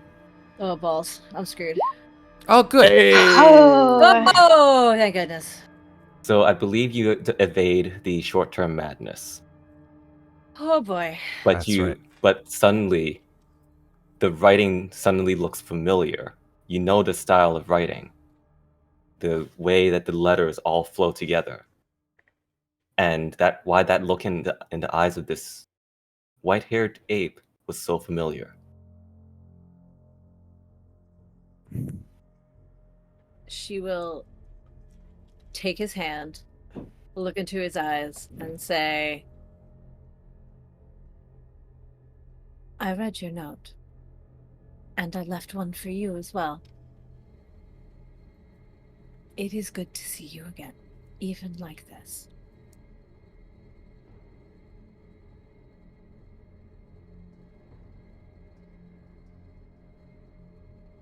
And she Demian. will tell the others who he is. I think everyone else needs to make a sense. Yeah, I would say so. If you told Yeah, us, we were like, what? No, Oh, here. sanity check. Oh, God. So wait, Yeah, do we sanity check. do we automatically lose 6 immediately? Because we hear No, this? I'm gonna roll differently for you. Okay. Where's the sanity check? Just the sanity. Just roll. roll your Just put sanity button. Did I not roll the right thing? You rolled it. You did. You rolled it. No. Oh, okay. I'm It's missing there. You rolled a Sophia. 50. Yeah, me. Hold on one second. Whee! Ooh, balls. Fumble. Oh. So I rolled a 1 die lower because you had at least Chang Mei informing you of this. Hold on, let me just check that. I don't check the sanity. That's still 5 points of sanity. Mm. Okay. Did So I each of not us? lose any? So Charles, you will still lose 1 point, 1. Okay. but everyone else loses 5. Jesus. That brings you to 63, 57, and 37, respectively. Ooh, Sofian. And Yep. I need Poor dude. intelligence from all 3 of you. You said 37? Yeah, that makes sense. No, Yeah, I'm 37 Charles. sanity. Charles, I don't need it from you. Oh, sorry. Intelligence. Oh, how I wish I could. Oh. I wish I could And- luck. yeah. I wish I could luck it. Can't you? Yeah, can't he spend one luck to purposely I- fail? Well, I don't. you can I don't. I don't know. forget about me lucking it. I'm just too bloody I mean, smart. can I? Can I luck it?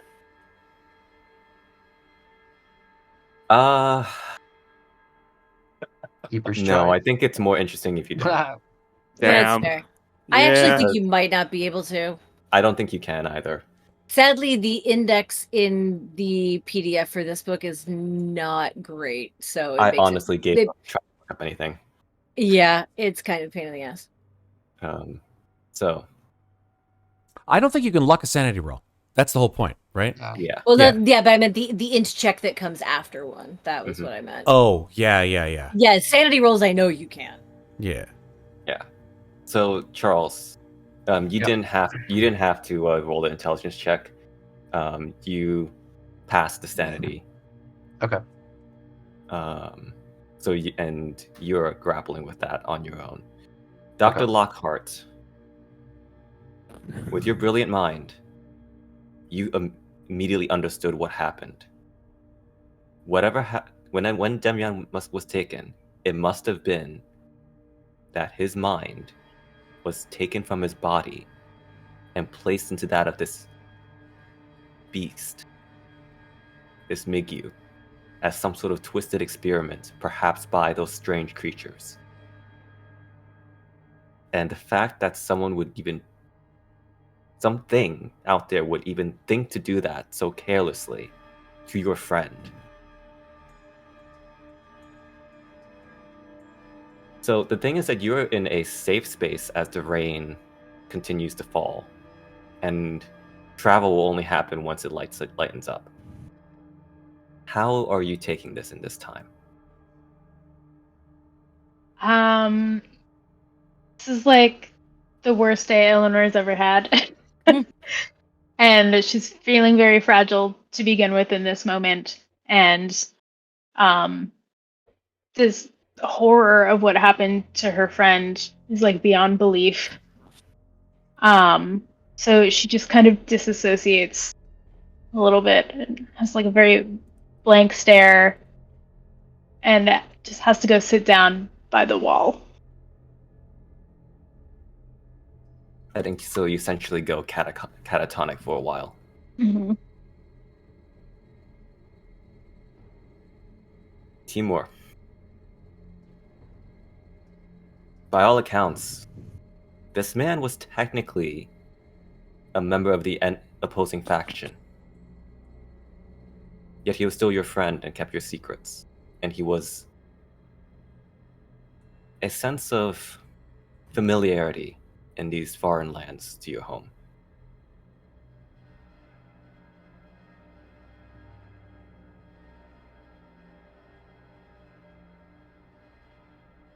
I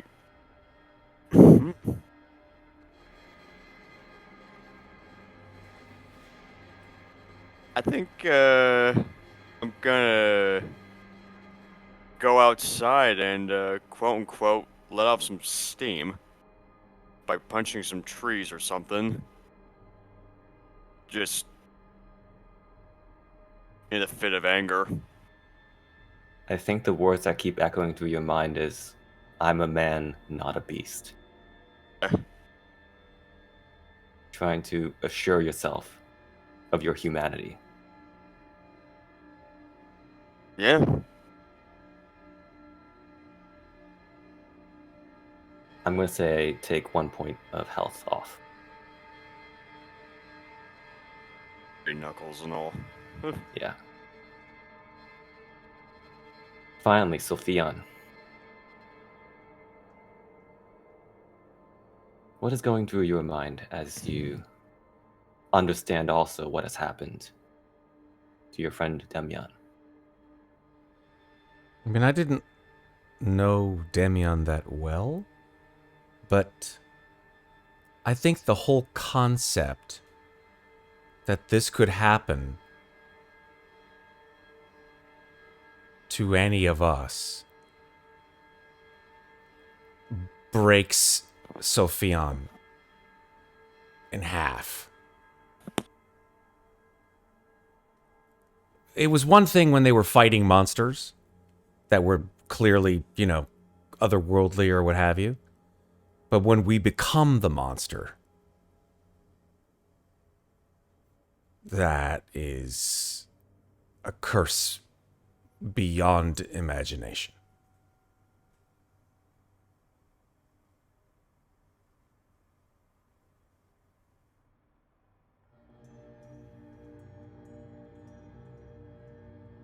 Indeed. How is Sofian taking this right now? All the blood leaves his face. It just drains right the fuck out.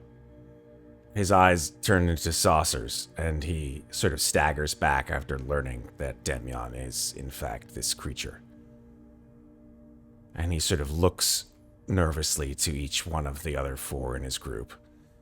And then he thinks that Tenzin, despite his failing to do anything, is not someone who Sofian would ever want to see be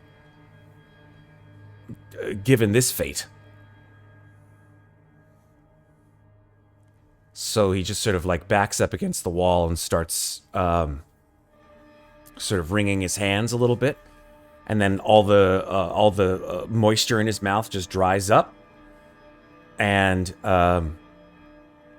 he just starts sucking all the saliva from his mouth, and he just loses his voice.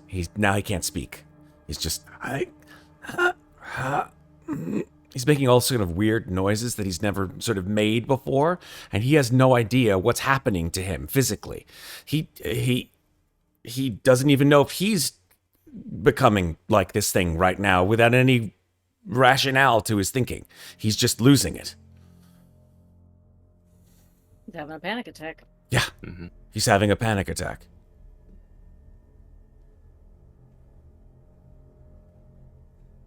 Chang Mei and Charles, you see this all happen.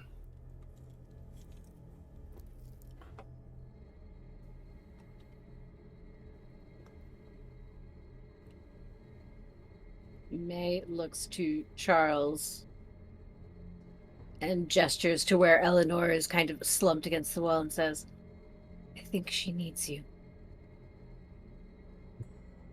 I think everyone just needs a minute. I say, look to the others. I'm gonna go check on her. And I just go and I sit next to her, next to the wall. I don't say anything. I just sit there, letting her know that my presence is enough, I hope. May will take one of the bowls of water over to Sofian and hold it up so that he can drink from it, if he so chooses. I think Sofian is a little bit sort of startled by your approach for a second, and then he realizes that it's you, just slowly coming towards him with this bowl, this thing that they've been tasked with guarding. Oh, it's one of the bowls of water. It's just a bowl. Okay, it's not one of those. It's not one of our bowls. He had said that the Demyan Mingyu had put out bone bowls of water, and she's bringing you water because she didn't hear what's going on with your voice and sees that you're Yeah. If that's the case, then I think that Sofian would sort of look at you.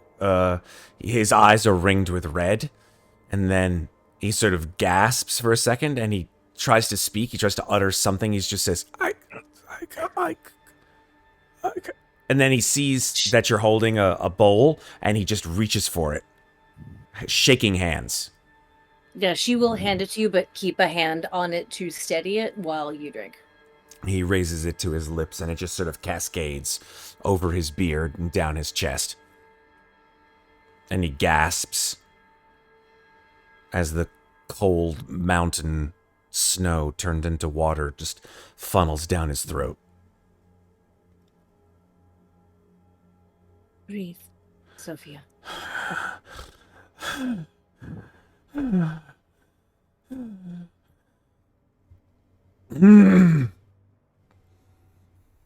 May. And he grabs your wrist. Okay.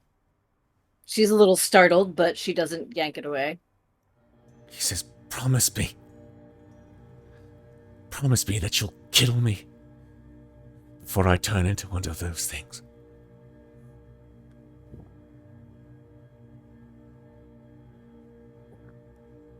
Say it.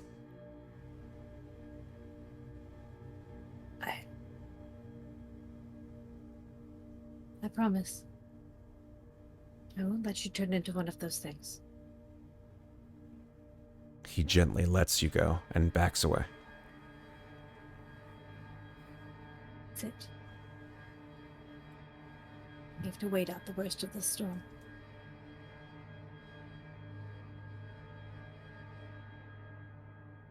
And then she'll go to the entrance to the cave and just kind of keep an eye on Timur while he punches the shit out of trees.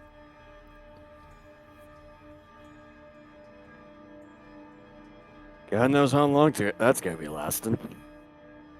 I think she'll probably watch you do it for a couple of minutes, and then when she notices that your knuckles are getting bloody, will come out very slowly, making sure she's directly in your line of sight as she approaches you. And when she gets close enough, she'll sort of like crane her head until she can make eye contact and say, "Enough. It's enough."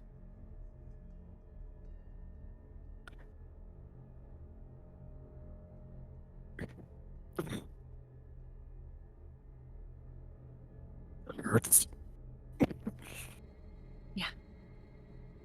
You're punching a tree.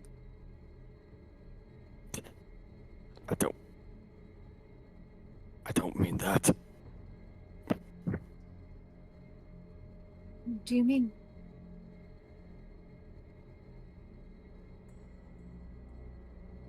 Damien and I, we had deep respect for each other. I know. We all did. We all do. He's still in there.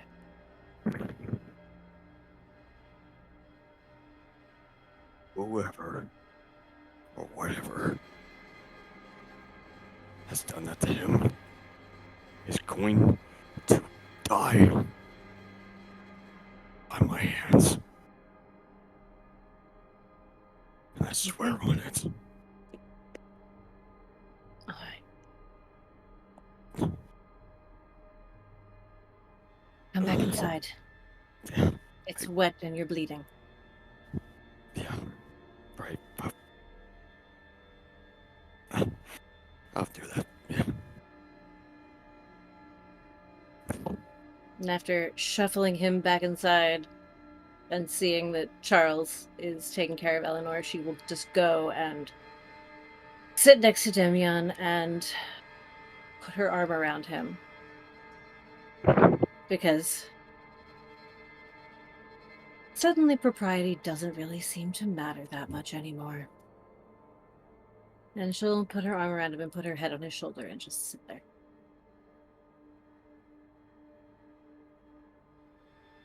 Similarly, Eleanor doesn't react to Charles's presence at first, but after a few minutes, she becomes aware of his body heat and his familiar presence, and she slowly slumps against his shoulder.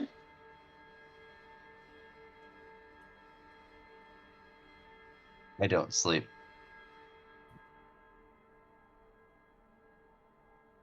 I have to watch. After an hour or so, the rain begins to let up. And Chang Mei, you can tell that Demian has sort of become at ease, so to speak, compared to how you saw his eyes before. Mm-hmm. And she'll smile at him and sort of pat the back of his hand and say, "Shall we?"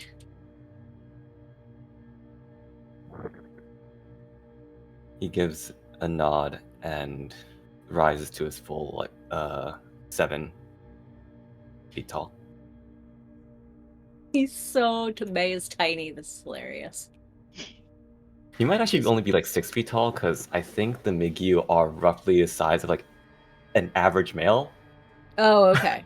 I mean, either way, May is definitely like 4'11" or 5 feet. Her size is 40. She is tiny human. Tiny.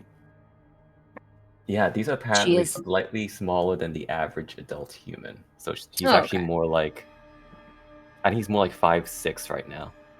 Oh, sorry. Her size is 50, but that's still small. Mhm. So 2 things I want to highlight. Demyon currently has a custom stat block. Mm. Compared to the Migyu, he has a handful of stats that are higher, including the physical ones Nice. when he was a human. Mm-hmm. So it's been fun trying to like make that. And 2, he was probably around 6 feet tall, so now he's living like half a foot shorter. Oh, okay. You also notice that like not only are there like etchings on the wall with like rocks, but there's also essentially cave paintings using like pigments from like fruit and roots and stuff like that. Do those look to be the same age as the things that Demion wrote, or do they look older? Same age. Okay. And you do notice you had a spot hidden check way before.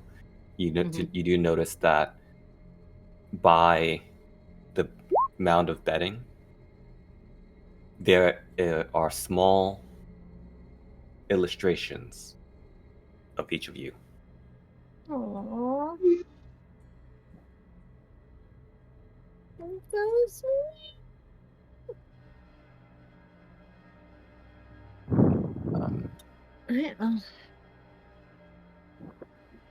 I guess May will stand up as he stands up, kind of stretch for a second, brush some of the dust off of her trousers, and then sort of look to everyone else and say, well, I guess we have some idea what we're up against. We should go. Are you all ready? I look to Eleanor.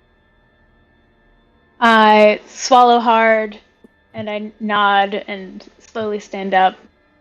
Kind of squeeze Charles's arm, and then as I walk by Demian towards the entrance of the cave, I squeeze his arm too.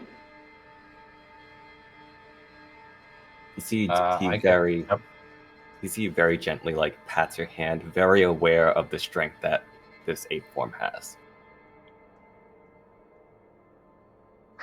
I follow Eleanor. Oh, excuse me. And as I come up to Demian, I just lock eyes with him. I give a small nod and I put my hand on his shoulder and then keep going.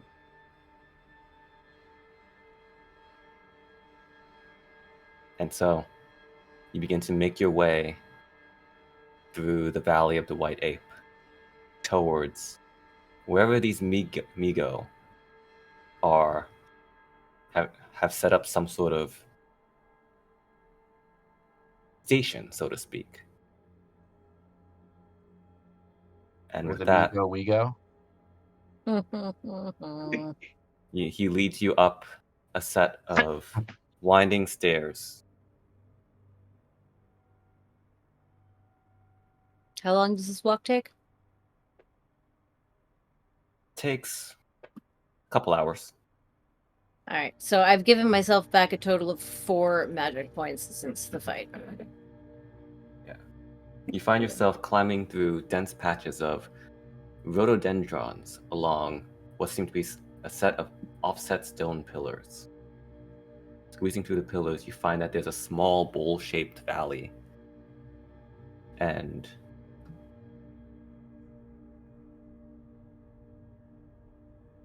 before you see that there are these 2 buildings that have been constructed. Can't see anything, Jonathan. Just FYI. Yeah, I can't see anything, John. I don't want to Oh, give us black vision. I forgot. Vision. Here you go. I have dynamic lighting on. I thought that was oddly dim for some reason. You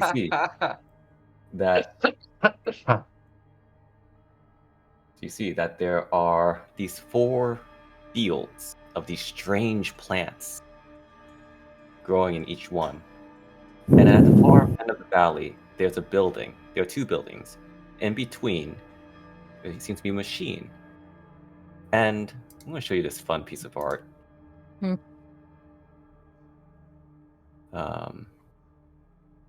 As the Migo have shed their ape skins. Ooh. Oh.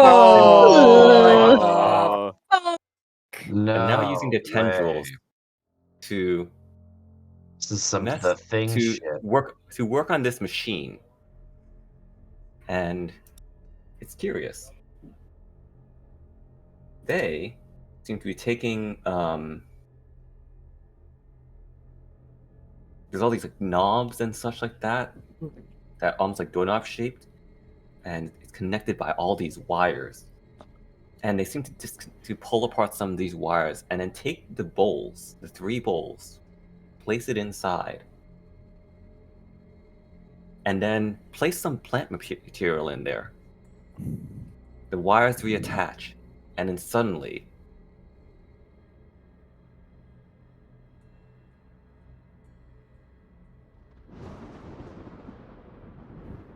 the bowls vibrate as lightning strikes onto this machine, powering it. And the Migos, it's hard to say what sound they make, other than describing it as pleased. But it's eerie, it's disturbing, it's otherworldly.